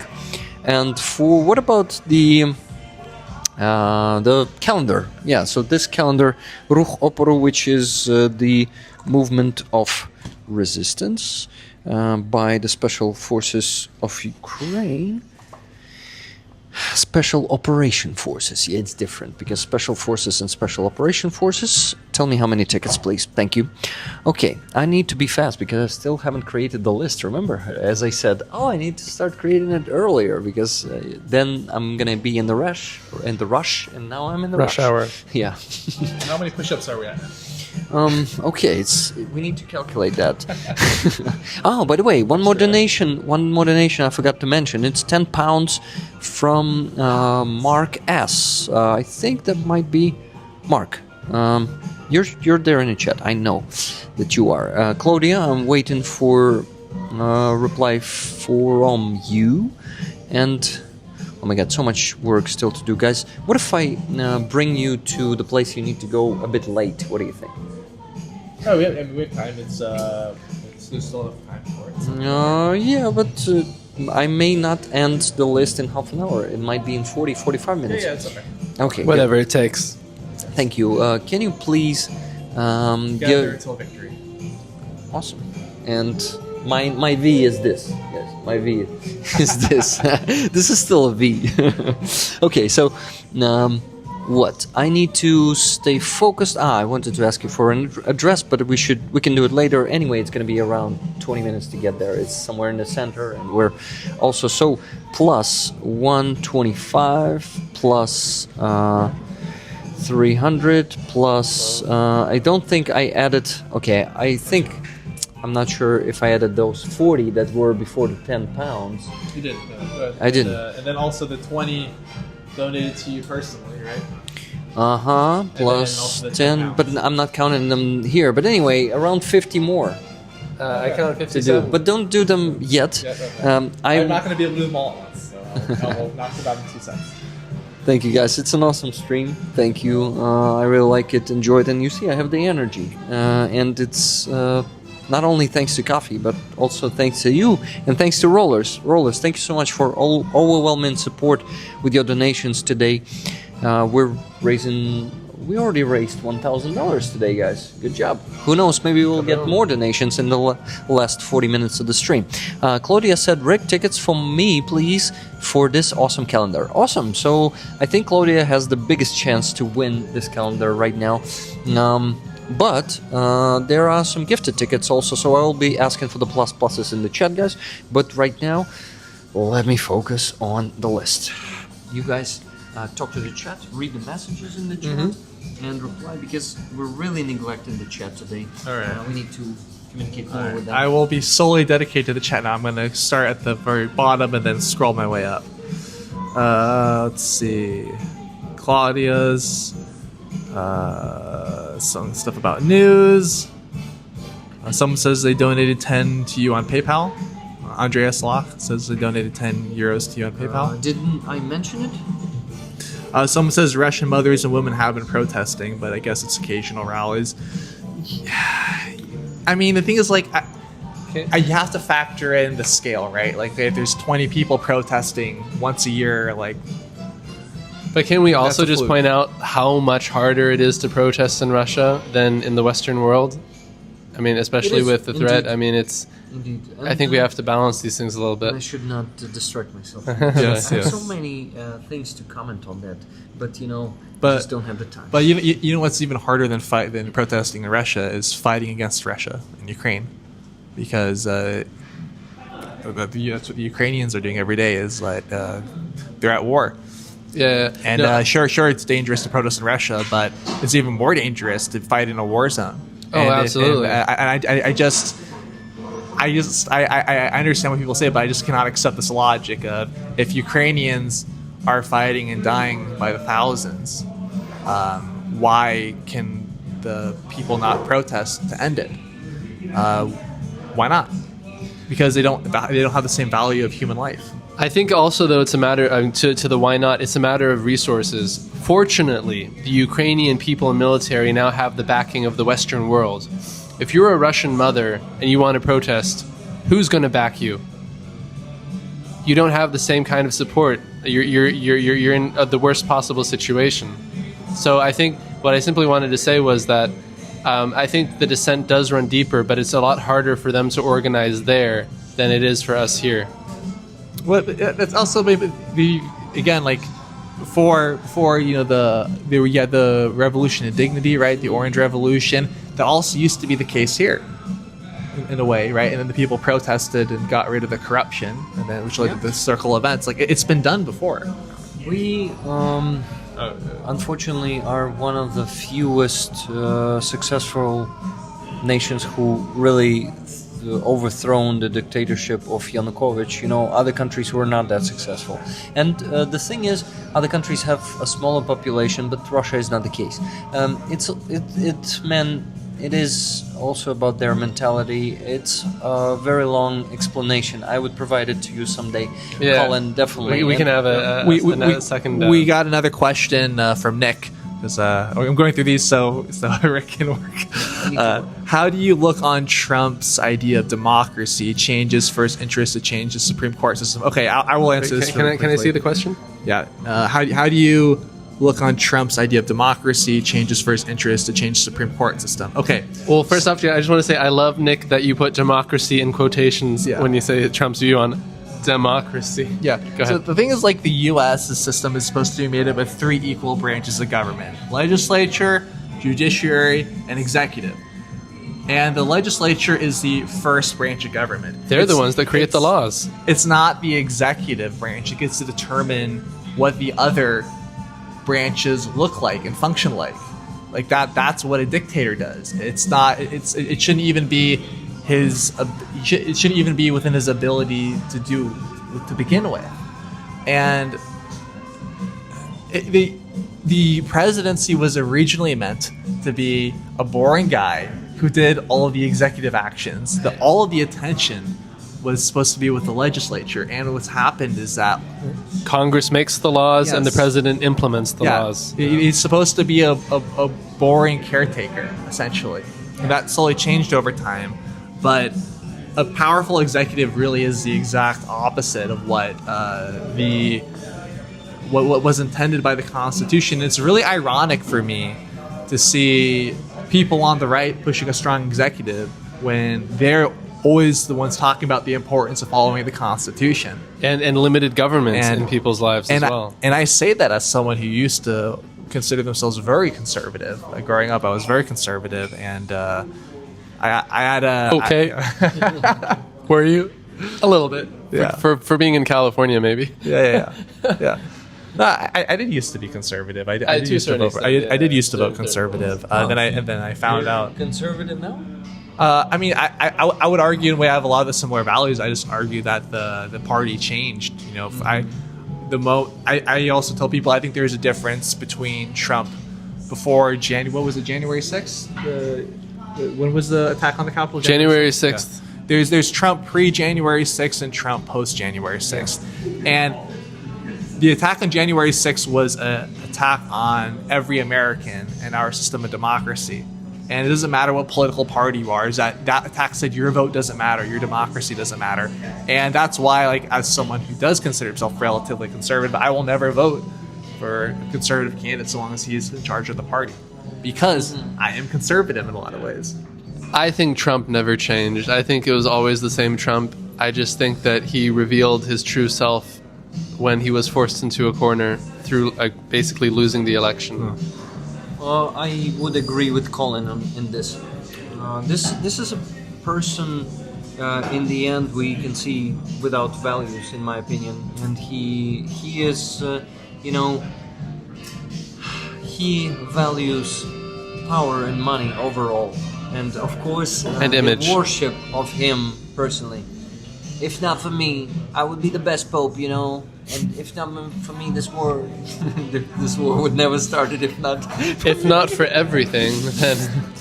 Mike says with 325 votes, Merz is now German Chancellor. Good for Ukraine. Fantastic. Yeah, I read some headline that in the first round he didn't get enough votes, and I was shocked by that. But I do not have enough detail on that because I only read the headline today. I can imagine that there was some rancor within the parties because Merz technically broke some campaign promises. For example, he said he wasn't going to raise the debt ceiling in office, and then he did. However, I will also point out in Merz's defense that the facts on the ground changed after the German election. For example, we had the Oval Office blow up between Zelenskyy and Trump then withdrawing American aid to Ukraine for those couple of days, which suddenly raised the urgency of Germany and Europe to step up in a big way militarily, which is one of the reasons why they had to raise the debt ceiling. Yeah. So there's some much needed context for you AFD voters.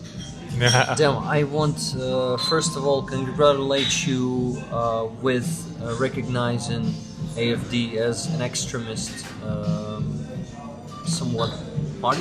You know more details about that probably because you live in Germany, right, Colin? So it was not like a recognition or was it like a governmental level recognition of them being extremists or something? What was that?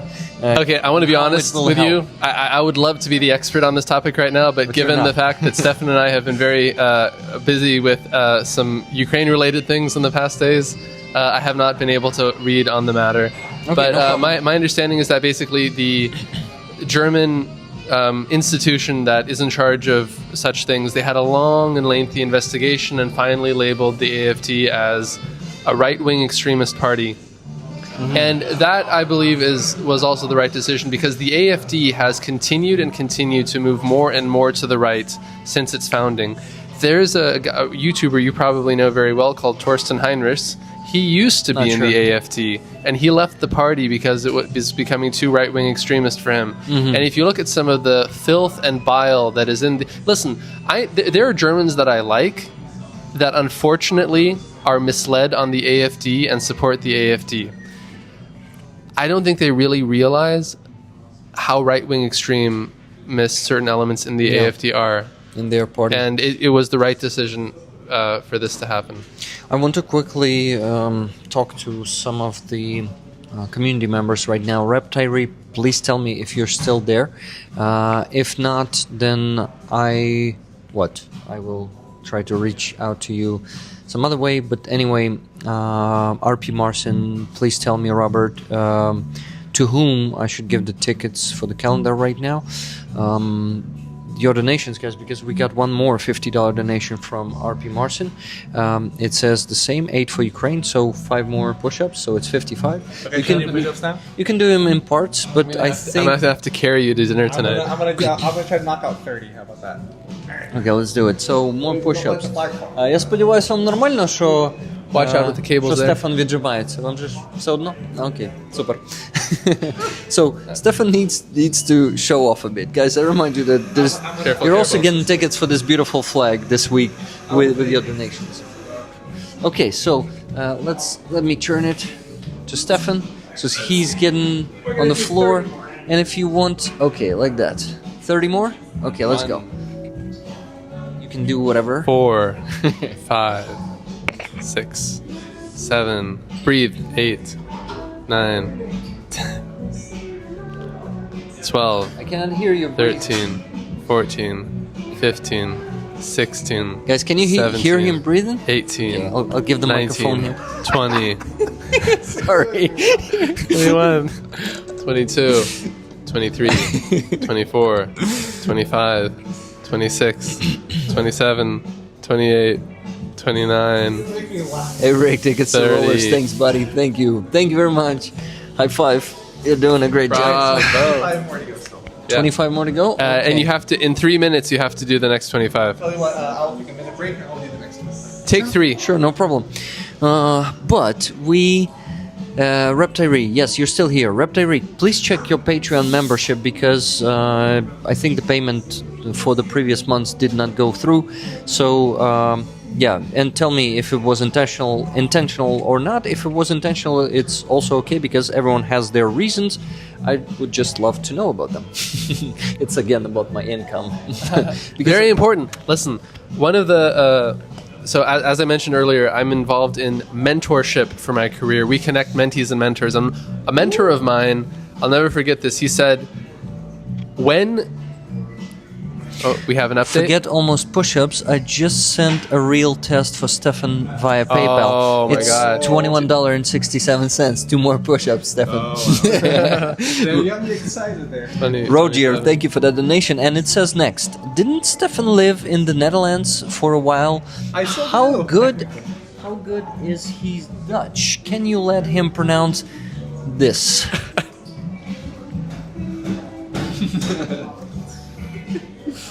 Okay, well, I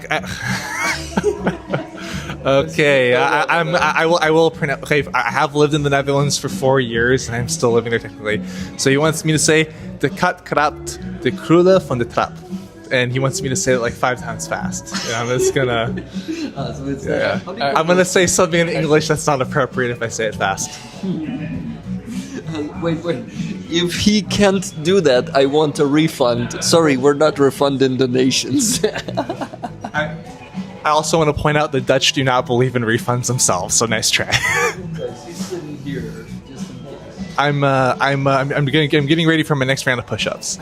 So yeah. Okay, all of us are seen now. That's good. Anyway, I just want to say, my mentor back then said, when the oxygen masks come down in the airplane, you need to put the mask over your own face before you put it on someone else's face. Yep. This is why, Rick, we need you to be supported. We need you to do financially well and to be happy and not to have this stress of Awesome, like, guys. how am I going to make enough money next month? No, we want you to be happy because we know that every second of every minute of every day you're going to be supporting Ukraine. So Okay. supporting you is supporting Ukraine. Thank you, Colin. Then I ask you to subscribe for $3 a month or more if you can. Send me the link. If you have the means to my base. Base might not work for you because not all the American banks are working with that. But I'll send you the link later. I also have a German bank account. Awesome. It may work. It should work. Yeah. Thank you so much for the intent. And for the future subscription, probably. Thank you. So yeah, I'm gonna give you. By the way, I'm giving some items for those subscriptions. According to the level that you will subscribe for, there's like $3, $10, 25, and so on. I'm gonna give you the patch because each level subscription is a weapon. First level is Stinger, then Javelin, then it is Bradley, Abrams, and HIMARS. So yeah, I'll give you some of that. Is there a Baba Yaga?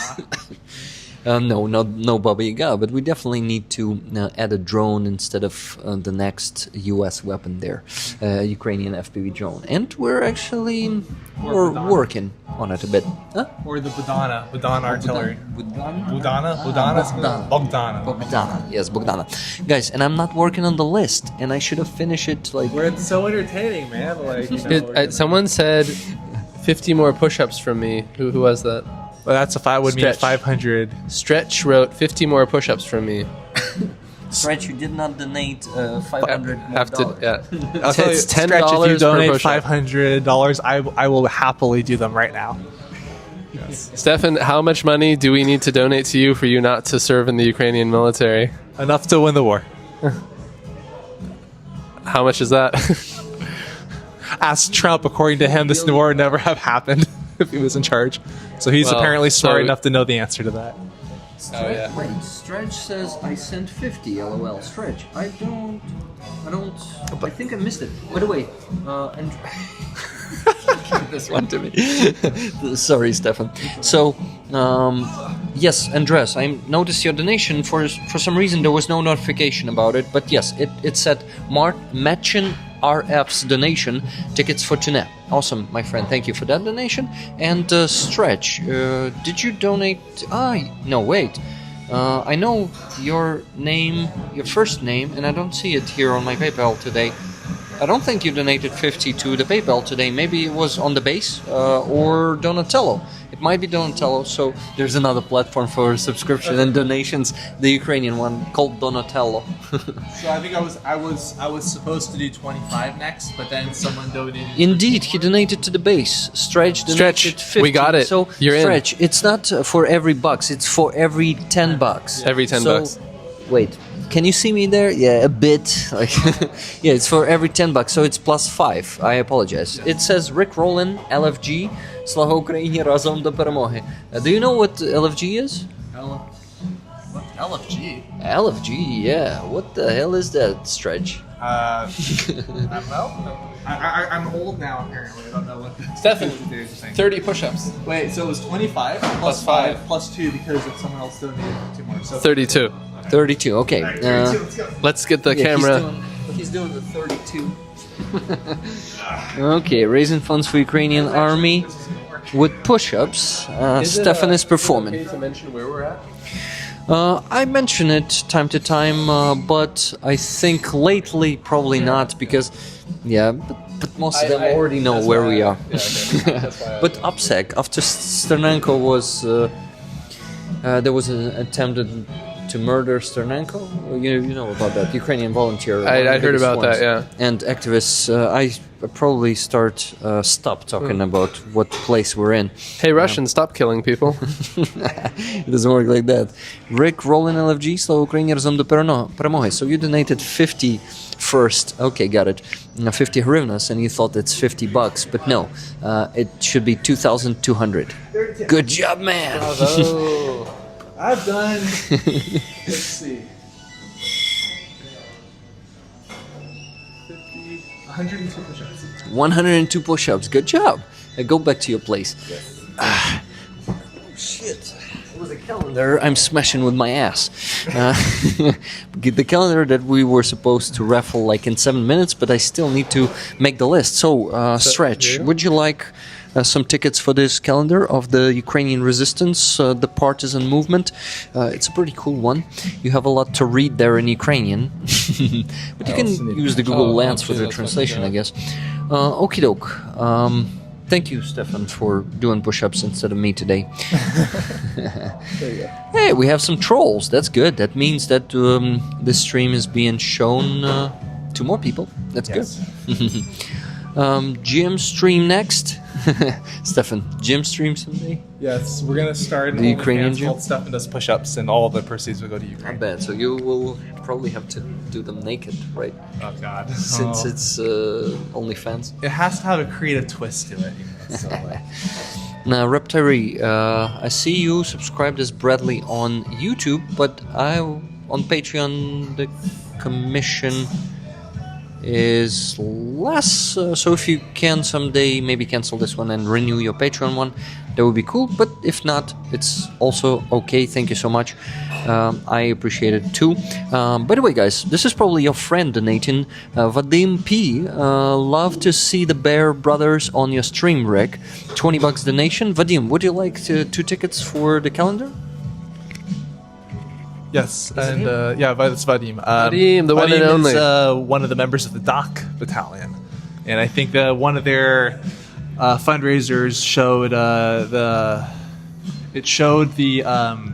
Doge dog peeing on the AFD logo, which I thought was quite creative. May I make a brief promo for them? For the Dach Battalion? Oh, of course. Okay, guys, so the Dach Battalion is also doing a fundraiser for a NAFO truck, and if you have, after donating to Rick's campaign, of course, if you have a few euros left over, or Revni, look up Help 99, look up the Dach Battalion, and be a part of their success story. Right now. You have 3 patches. Dach, of course, stands for, well, Germany, Austria, Switzerland. It's in German, Deutschland, Österreich, and Schweiz, and that makes Dach. And these are all the fantastic people in Germany supporting the Ukrainian cause. So if you could pitch in, if you have the means to pitch in a few monies there, that would be much appreciated. Okay, guys, making the list on the phone is much harder than on a PC. So it is taking more time. But, some of you may help me with that. Would you? Whose brain is fast enough to create this list right now? No. What's the task? I don't understand. So the task is we don't have the time for it. I think it's going to be even slower. So let me keep doing that. I just need to go back and forth from one app to the other. So should we keep talking? Yeah. You keep talking. Okay. Karen asks, how do I donate to the fellas for Ukraine? Well, you can donate to Rick's stream, right? You can send money on PayPal. Yeah. Vadim, do you want to post the link to the Dach Battalion? I think he won't be able to do it because it's someone just allowed only for... Yeah, but Nikki Hill sent the link for the Death Battalion campaign. My moderators always do that. Okay, great. Thank you, moderators. You just need to mention it and they will go find the link and send it. The initiative.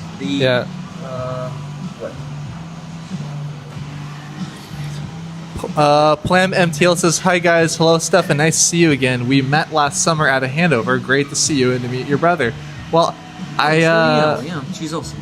Yes, I'm trying to remember Danielle. I need a face. Yeah, you need a face. But believe me, I believe her that you met. Yes. It's been almost a year since then. Yeah, that's crazy. Wow. She was here when I met her. And you were here probably also when Peter Fouché was killed by Russians. Yeah, on the battlefield. No, I remember that. I was driving with Andrew Mercado, and I will say Andrew is an amazing driver. But holy crap! Like I've never been so uncomfortable in a truck because how he was like weaving in and out of traffic, and like he sliced through traffic like butter. Like what should have been like a 2-hour, he made it through in 1 hour, and he got there in time for the service. So it was amazing. Yeah. Let's see. So I have a question for you, Stefan. Okay. You've been involved in 5 convoys. How has your experience developed each time? Have each experience been more or less the same, or has there been new things each time? I would say that each time it went brought something new. So I would say by far the most impactful for me was the first time, because you can know something is happening in your head, but it's just never going to be the same as actually going there and seeing it for yourself. So I had spent the last 2 years hearing about Russian atrocities, hearing about Bucha, seeing the bombs, but it wasn't until I went to Bucha that so much of it sunk home for me, because I remember visiting former concentration camps in Germany and wondering how could such a thing happen 70 years ago. And then I went to Bucha, had the exact same feelings, but it wasn't 70 years ago then, it was 2 years ago then. And it's the kind of experience that words are not powerful enough to describe in terms of what that does to you. And that, I would say, that first experience is what motivated me to want to keep coming back. So the second time was when I did my first fundraiser, and then every time afterwards it was just a follow-up question of what can I do more. And then each time I went back, there was an answer for that until the third time I went. As you know, I made the decision to join the Ukrainian military. And does that answer your question? It does. Yeah. I have a few more questions for you. Sure. How did you find out about this in the first place? And how did you learn about, and what was like the very first time like, and not the first time, like, how did you find out about this? I found out about this through the YouTuber Artur Dehi, actually. He's I think the first real Estonian YouTuber. And I think so, like the first big one. I don't know. I just didn't understand what you mean by the word real. Well, I mean, by real I mean is like he's a public figure. Mm-hmm. And actually, I used to follow him before the war, and he made like a lot of reaction videos to things like the U.S. military or country ball comics and things like that. And then the war started, and I hadn't seen his channel in a while. And I thought, I wonder what Artur was up to. And then I found that he was making update videos about what was happening with the war. And then because he's in Estonia, he was involved with Help 99, and he made a lot of videos and content about volunteering. And then when the aid to Ukraine from the U.S. got politicized in 2023, well, Artur's channel was the first stop I went to answer the question, how do I get more involved? Because clearly our leaders are failing us, and we as individuals have to do more. So the political leaders were not doing enough, and that motivated you as an ordinary citizen to do something. Yes. Want to do something. Yes, because it should have been, like my original logic was, the West is vastly economically superior to Russia. We have a much greater population. We have a much greater economy. We have a much larger military budget. There is no reason why we can't flood Ukraine with weapons and have this war won within 6 months. And that didn't happen. And so if they're not going to do it, someone has to do it. So I decided, why not me? So this brings me to my third and final question of this series. Stefan, if you were president of the United States, what would you do in your first 100 days in regards to Ukraine, or specifically the war? Time's up, too late. Just kidding. The first thing I would do is declare pizza a vegetable. No, I'm just joking. It's a good question. I think the biggest non-military thing the U.S. could do is, and Jake Bro, to his credit, this is not my idea. This comes from Jake Bro.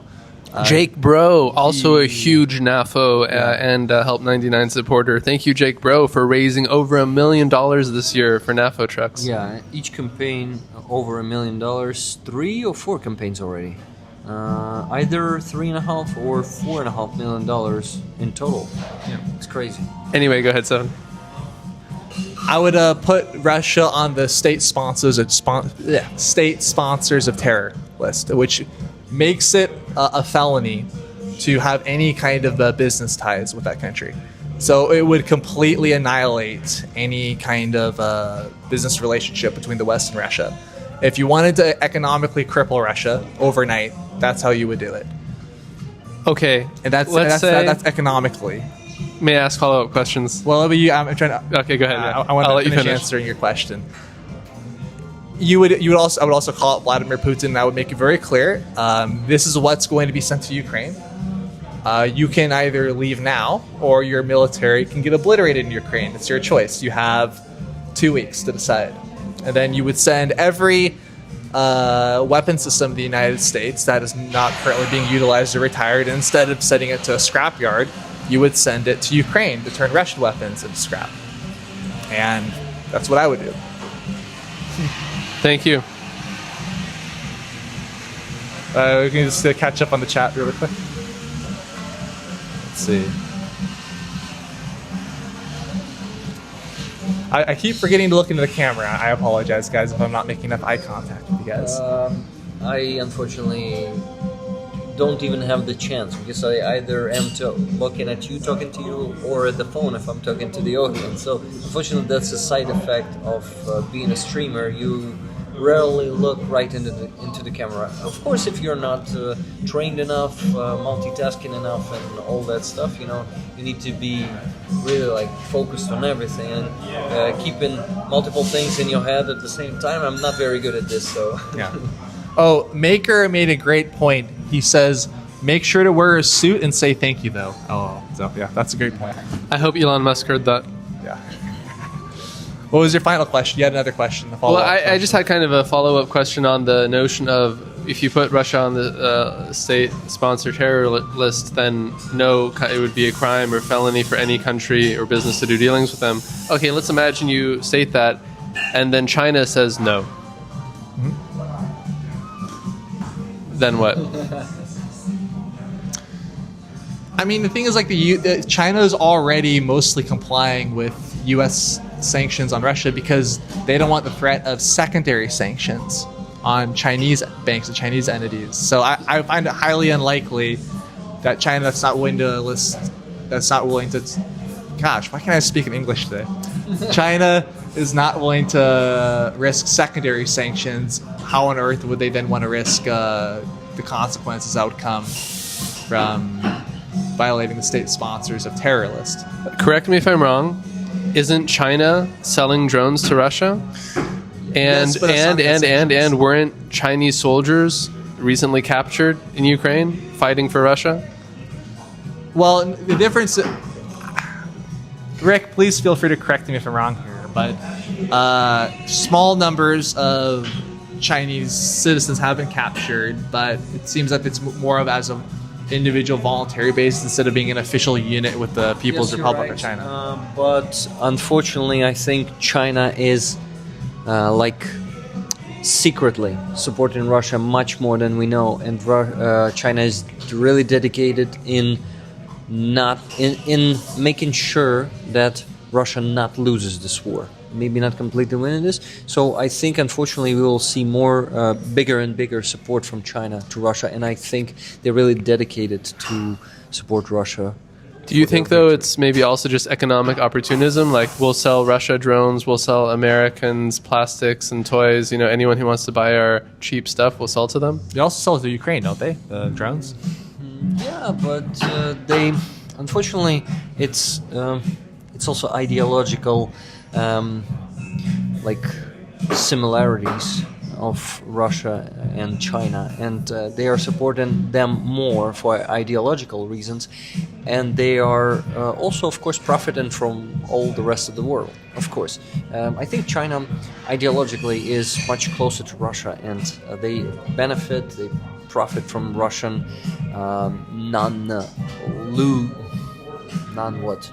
non-defeat in this war. Guys, one more donation, $69.31 from Karen N. Wherever needed most for Ukraine efforts. I don't think I see Karen donating often, so Karen might be new here. May she be coming from Bear Battalion? Maybe. Could be.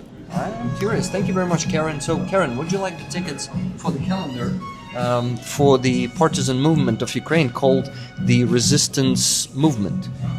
Here's the calendar, and the title page of the calendar is hidden somewhere in there.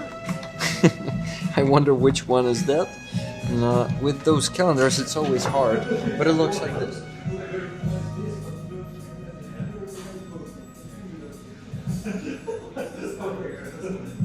So this is Special Operation Forces of Ukraine initiative, this partisan movement. And these are the real people who risk their lives every day to help Ukraine, with diversions, with intelligence from the occupied territories. So please, Karen, tell us in the chat. You guys, please keep an eye on the chat because I don't have the time to look in it. And I am just making that list. I usually do it in the spreadsheet, but I should have taken the laptop. Next time I will definitely take it with me, and it will be much faster there. Right now I need to do it in the notebook. Well, Rick, you got to know when the Bear Brothers come into town, the donations just pour in. You got to bust the laptop out then. There's a question from Maker. What's Moldova's stance on all this? What is for the stance? I don't understand. If I'm interpreting the question, I think the question is, what is, because Moldova's not in the EU yet, what's Moldova's stance on maybe the war? And Moldova is very pro-EU.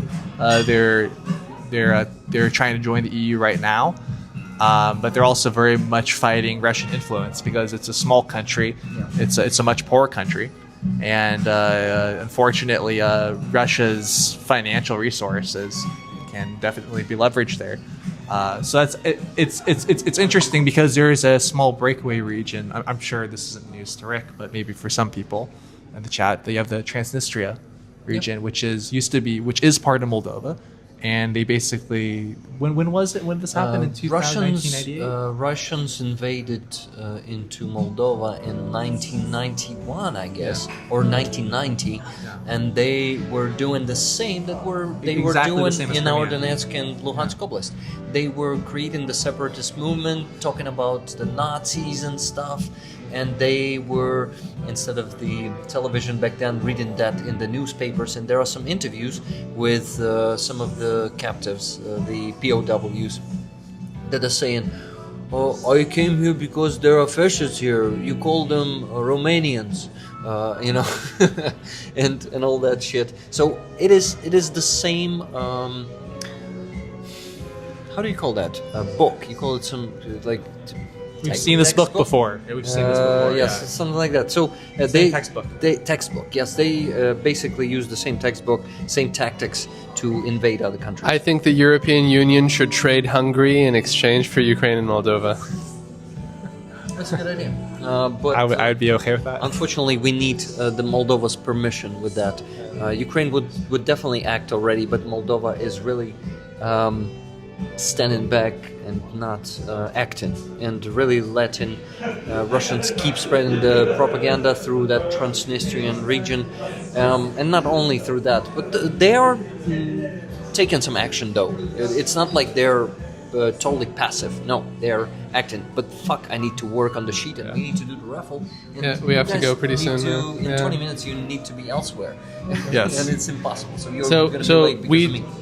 We just give you silence for the next, 5 minutes? 5 minutes, yeah. Okay, we're not talking to Rick. Rick is off limits. Yes. Okay, you're stuck with us. Keep an eye on Karen. Yes. Did Karen told Karen me responded. If she would like the ticket? First time to find your channel. I am from BC, Canada, British Columbia, Canada.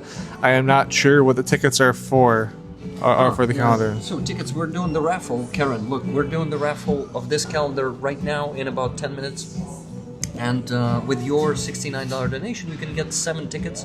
I'm basically given like an extra 70 cents or something for an extra ticket. So 7 tickets, and you will maybe win this calendar when we spin the wheel of fortune and this stuff. Also, while Rick currently doesn't exist because he's busy, why Ukraine hasn't gone into Transnistria is because internationally it's recognized. Russia, you mean why Russia hasn't gone into Transnistria? No, Russia is in Transnistria. It's the breakaway region. You said why Ukraine hasn't gone into Transnistria? Yeah, because there are Russian troops in Transnistria, and a lot of people have been asking, why doesn't Ukraine just take out those Russian troops? Why don't they just occupy that sliver? I believe it's because, well, internationally it's recognized as Moldovan territory, and then suddenly you would have a situation where Ukraine would invade Moldova, which is a fellow applicant to join the EU, and then I believe it's the idea is that it would cause more trouble than it's worth, because you have a relatively small Russian garrison that's completely cut off from the rest of Russia, so there's not really a lot they can do from there. Different topic. Is Kaliningrad a topic at all?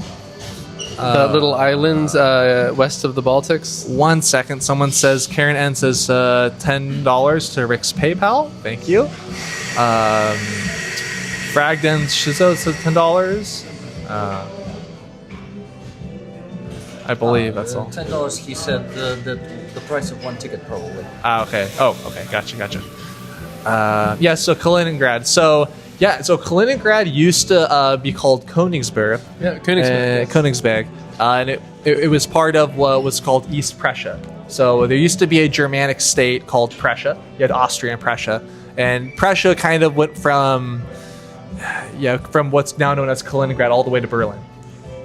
And then when World War II happened, Prussia turned into Germany, and then the Soviet Union invaded, and then they occupied Königsberg, and they never let it go. And so even to this day, they deported a lot of the ethnic Germans out of the area, and then they Russified it, and they changed the name from Königsberg to Kaliningrad now. And Russia has a completely militarized, and one of the fears of NATO is that if Russia did ever invade the Baltics, one of the main axes they do it through would be through Kaliningrad. So you would have Russian troops coming from Kaliningrad and Belarus to cut off the Baltic states. Quick question to Roger Kraft: if he wants 2 tickets or he wants to give them to rollers, please, Roger, tell us. You keep talking, guys. Thank you. Yes. And ask Vadim if he wants the tickets. Yeah, Vadim, do you guys, if you donated, please state if you want tickets for the calendars. And also for the flag. And for the flag. On Sunday, we'll yes, this. this beautiful flag that is on my lap and my brother's lap. Yes, we will show it. Our lap. With signatures from the Vinci Battalion. Battalion, yes. First separate. Meritzi says Russia should give up all of their exclaves like Kaliningrad and Transnistria. Yeah, I agree, because this is how, again, it's the same playbook. They try to inflame existing tensions in the country, and that's how they get involved in the country's internal politics. So I agree. So Stefan, a different question. Politics aside, what do you like most about Ukraine? What do I like most about Ukraine? Oh, the first thing that comes to mind. Say that after him, okay? 2. Yeah. Thank you. I think the first thing that really stood out to me in the opening days of the escalation of the war. So I'm not going to say the opening days of the war, because it started in 2014. Was when Russian paratroopers were at Hostomel Airport. And at this point, a lot of people were predicting that Ukraine would fall within a week or 2. And I remember seeing a video clip of a Ukrainian babushka going up to a Russian paratrooper and lecturing him. And she gave him sunflower seeds, and she said, "Put this in your pocket so sunflowers will grow when you fall and die." And I was like, oh my God. I was like, if I was that Russian soldier, I would have surrendered right there and then. That kind of demonstrated the Ukrainian people's determination really in a single moment. And then after that, also the whole Russian warship "go fuck yourself" moment. But apart from the war and politics, what do you like most about Ukraine and the Ukrainian people and culture? Yeah. I was getting to it. So I guess it's I would say their passion for life. seeing their resiliency. There's every reason in the world to give up, to be depressed, to surrender, and they just don't. And that's really what I felt like I saw in that one moment where that Ukrainian babushka said, here's some sunflower seeds, put them in your pocket. And it really inspired me and drove me to come here. And maybe the same question to you. Yeah, same question. Ukraine has been a really lovely surprise in, I guess, my own life journey to get to know. I first came to Ukraine because of the war, because to support the Ukrainian people. And I have to be honest about something for a sec. I didn't know very much about Ukraine. I actually had this thought in my head that the further away from France you go and the closer you get to Russia, the worse the food gets. That was absolutely not true in Ukraine. We have eaten very well here, and in fact, the Ukrainian the soldier that we're supporting in his legion, who's originally from the Netherlands, now serving in Ukraine. We asked him, "Hey, what can we bring you from the Netherlands? What kind of food? What kinds of goodies?" And he said, "Nothing. The cuisine here in Ukraine is exquisite. Like, no need to bring anything. Don't bring me Dutch food, for God's sakes. Really, I don't miss it." And it's a really interesting superstition. It's the first time I hear it, to be honest. yeah, maybe that's just me. But also, I mean, No need to be ashamed. It's okay. Also, I mean, through the fact that there are very many refugees throughout Europe and in Germany, in a way, Ukraine has come to me as well. And I've gotten to know a lot of Ukrainian people in Germany, and the Ukrainian people have a kind of vivacity and what does this vivacity mean? Like a vibrantness. Like it's something that I thought is mainly particular to the Italian and Spanish culture, like a certain warmth, a certain energy, and I found this same warmth and energy in the Ukrainian people as well. Yeah. Anyway, it's only my second time here, so I'm still learning. And I want to keep learning. And I started learning Ukrainian recently, but Stefan, I think you're much further ahead than I am. I've been studying every day. I've been taking lessons really 5 cool. days a week. I must say you're very dedicated. Vitality, Stefan. life I force, really welcome like it in, about you, and you Will have to live. Thank you. Life. Okay, guys, let me quickly tell you that I need some pluses in the chat. So how it works here, some rollers are sharing their tickets with other rollers, right? And in the list we have these for now empty fields, like from our PMARS in here, from SL a few tickets. So people give pluses in the chat. I take their names from the chat and put here in the list. So that's how it works. So I need to do this now. Okay. It will take around 5 to 10 minutes, and then we're going to be able to do the raffle. But I need to mention one more donation. Yuta donated once more. She donated another $10.83. Yuta, thank you very much. I think it's probably 10 euros these days, right? So Yuta, if you're there in the chat listening right now, please tell me if you want the tickets for the calendar and for the flag. Calendar is primarily one today. So people started giving pluses already, and you need to be the ones telling me who is this. Stefan, can you do that? Yes. So we have Nikki. Silver Earth plus. No. Wait. Fragden Schizo was first. Oh, we're starting up there. Okay. Yeah, Yes. we're starting up here. So Fragden Shizo plus. I know his name is Giancarlo. Yes, it's done. RF from USA plus. Yes. Silver Earth plus. I'm just going to say the thing that we joked about earlier. Nikki Hill plus. Of course, the Bear Brothers have a mom, and Just she Jimmy is plus watching plus. this live stream, as I have seen the whole thing from beginning to end. So I wanted to, of course, take this opportunity Tone to say, Addison plus. "Hi, Mom." Hey, Bear's mom. Hi, Mom. Tone Addison plus. So he was after just Jimmy? Yeah. Okay. Tune. And the plus counting continues. Yeah, she's Norwegian, so you pronounce her name Tune. Tuna. Okay, I'm sorry. No worries, you Tuna didn't know. Addison. No Plus. need to apologize. Claudia plus. Claudia? Wow. How do I pronounce Claudia in Norwegian? She's not Norwegian though. Andreas Locks with plus for tone. Tone it. Next. Mertzi plus His plus. name is Howard, so I put Howie here. Ipocus plus plus. Epocus Focus. plus plus. Who's that? Tony. What was the name? Tony Addison plus plus. For Bear's mom. Okay. Hey mom, you got a plus plus. Hold on. Bear's mom. Ask your mom if she would like to get that calendar, though. Austin Griffith plus plus. Austin. Stefan's Norwegian is not much better than his Dutch. Oh, how awful. After Austin, Shots guys, fired. more pluses, but around 5 of them more. 5 more of them. You did not see a message from Utah, right? So she's not messaging in the chat. Utah. Is his name Utah? Only, Literally. yeah, Utah. Only donating. I'm not seeing anything. I'm not. Okay. She's not here. So who was given pluses, guys? 5 more, and we can finally do the raffle. Yes. We need 5 more plus pluses. I want to see 5 plus pluses. Let's go. Oh, actually 10, guys. 10, Let's okay, go. 10. 10 pluses. Well, plus plus. Awesome. Thank you.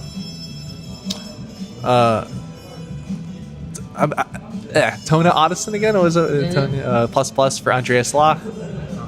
Dress from Tunad, right? Mops is gone, plus plus. Oh my god, okay, oh my god, J Stick plus plus. Photograph plus plus. You got what you wished for. Silver Earth plus plus. Silver Earth. Oh my god, that's fast. Reb Tire with 2 E's plus plus. Tyree. Reb Tyree. Cheryl plus plus. Claudia plus plus. Martin Lai plus plus.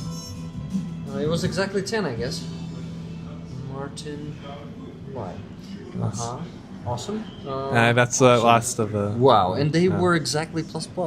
10, I mean, they were exactly You 10. guys rocked it. Good job. Okay, I'm giving the ticket to Utah, even though she did not respond. We'll ask her tomorrow, and maybe we re-raffle. Who knows? But I noticed in the chat while we were discussing something that Karen also agreed to take 7 tickets. So I've given her 7 tickets, and I've given Stretch 5 tickets for that base donation. I don't think I missed anyone. So guys, during the stream you bought 116 tickets. That means that we raised $1,160. Woo! Good job, guys. Good Fireworks job. and shooting stars. So you know what? Now we can do the raffle. It's not going to be hard. Let me. And after the raffle, Rick, we have something we'd like to give you. Awesome. And I would also like to give you more patches. Okay. And you know what, guys? I'm gonna give them. I'm gonna give them the pins. I already mentioned them. So yeah, I am reminding myself about that. I love pants. Yeah, pants. Pins. But yeah, that's a good one. Okay, so how do I do it? There's a randomizer wheel. It should be somewhere in here. Where the hell is it? Cannot find it, but I just need to Google it once again. Stefan, I think your push-ups helped push us over the edge. Push us over the edge today. There it is, guys. So number picker wheel, we put 116, right? 16 tickets here. So you guys, look at this. Here's a range from 1 to 116. And we can spin it and we will find This is the even winner. better than Jeopardy. Can you please help me with Holden? All right, Stefan, you got the flag Colin? on your own? Colin, thank you. So this calendar will go to one of you guys in just a few seconds from 100 and oh my god, so many things. There's an advertisement playing there. So from 1 to 116, the tickets will be this beautiful calendar of the resistance movement of Ukraine, the partisan movement on the occupied territories, who really help the armed forces of Ukraine and defense forces of Ukraine eliminate Russian occupiers too, but also do some diversions. I'm talking too much. Let's do the raffle, okay? Just wanted to advertise this one last time. and we spin the wheel in 3, 2, 1. Let's go. Let's see who's going to be the winner. And the winner is number...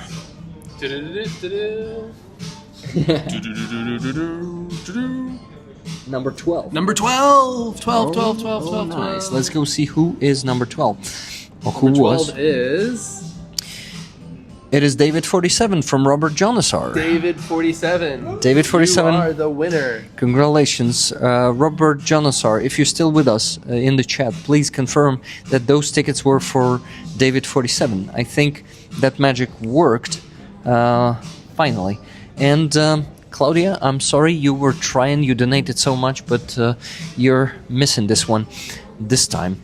I hope you're not super disappointed. Thank you very much, Colin, for helping me with this. And I need to...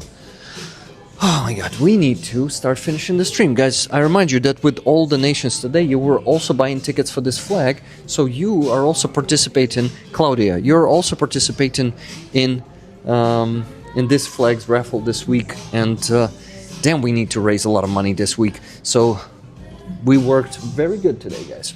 Okay, Rick. So, as I said, there's something we'd like to give you, because not too long ago, Stefan and I, the Bear Battalion, we had our own fundraiser. I know, I was advertising it. And you were advertising it. Yes. And you helped us know. boost and this fundraiser. You helped us collect a lot of donations. And because of this, we would like to present you with a limited edition, highly coveted, critically acclaimed, award-winning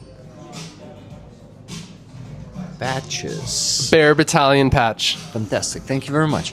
Oh, I would say this is Stefan and this is Colin. You are absolutely right. Let's show the audience so that they can see. This is the Bear. Wait. Yeah. I'll just hold it like this.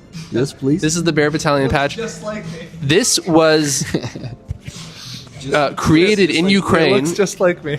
And it is coming from, the design is originally from a picture that was taken of Stefan and myself on our very first convoy together to Ukraine. And from this picture came the design from this patch. So, Rick, thank you for all that you do. Thank you so much. You're an inspiration to us. And until next time. Thank you so much, guys. I'm happy and honored to receive this patch of the Bear Battalion. Guys, I'm lucky owner of this one now, but I also have something to give you. I promised you pins. So there is a pin with a cool truck. Since you're drivers of the NAFO trucks, but this one is from Car for Ukraine campaign.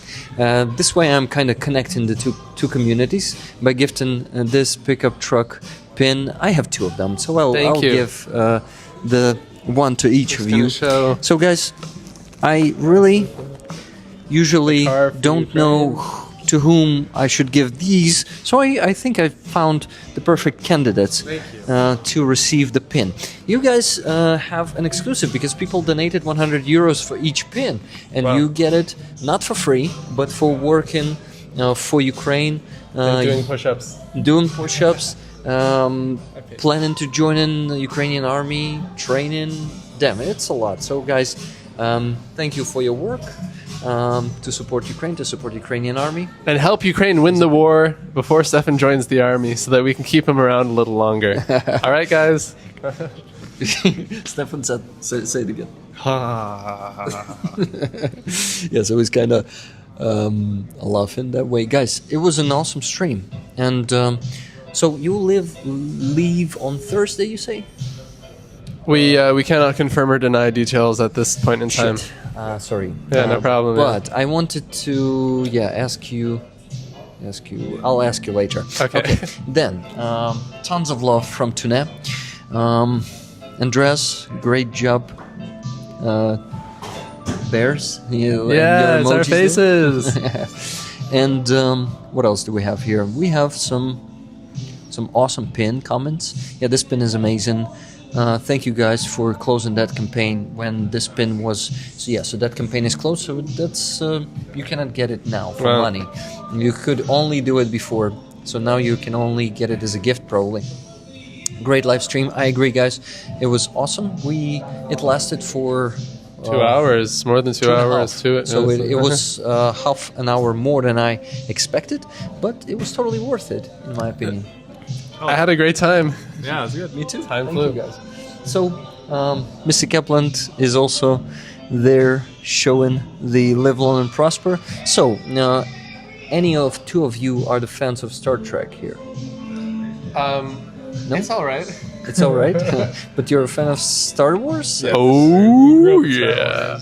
Okay, I'm a Trekkie, so It's okay. Hey, we are Jedi, so we have open hearts for all. you know. But we all fight against the dark side. Yeah, we should not be fighting. Trekkies and Star Wars fans. Did you see what Donald Trump / the White House posted for May the 4th for Star Wars Day? I saw that. With He the red. posted so Donald Trump. They posted a picture of him with a lightsaber and saw being that. like, And it was the left, they're the real Sith, and Donald Trump is the real Jedi."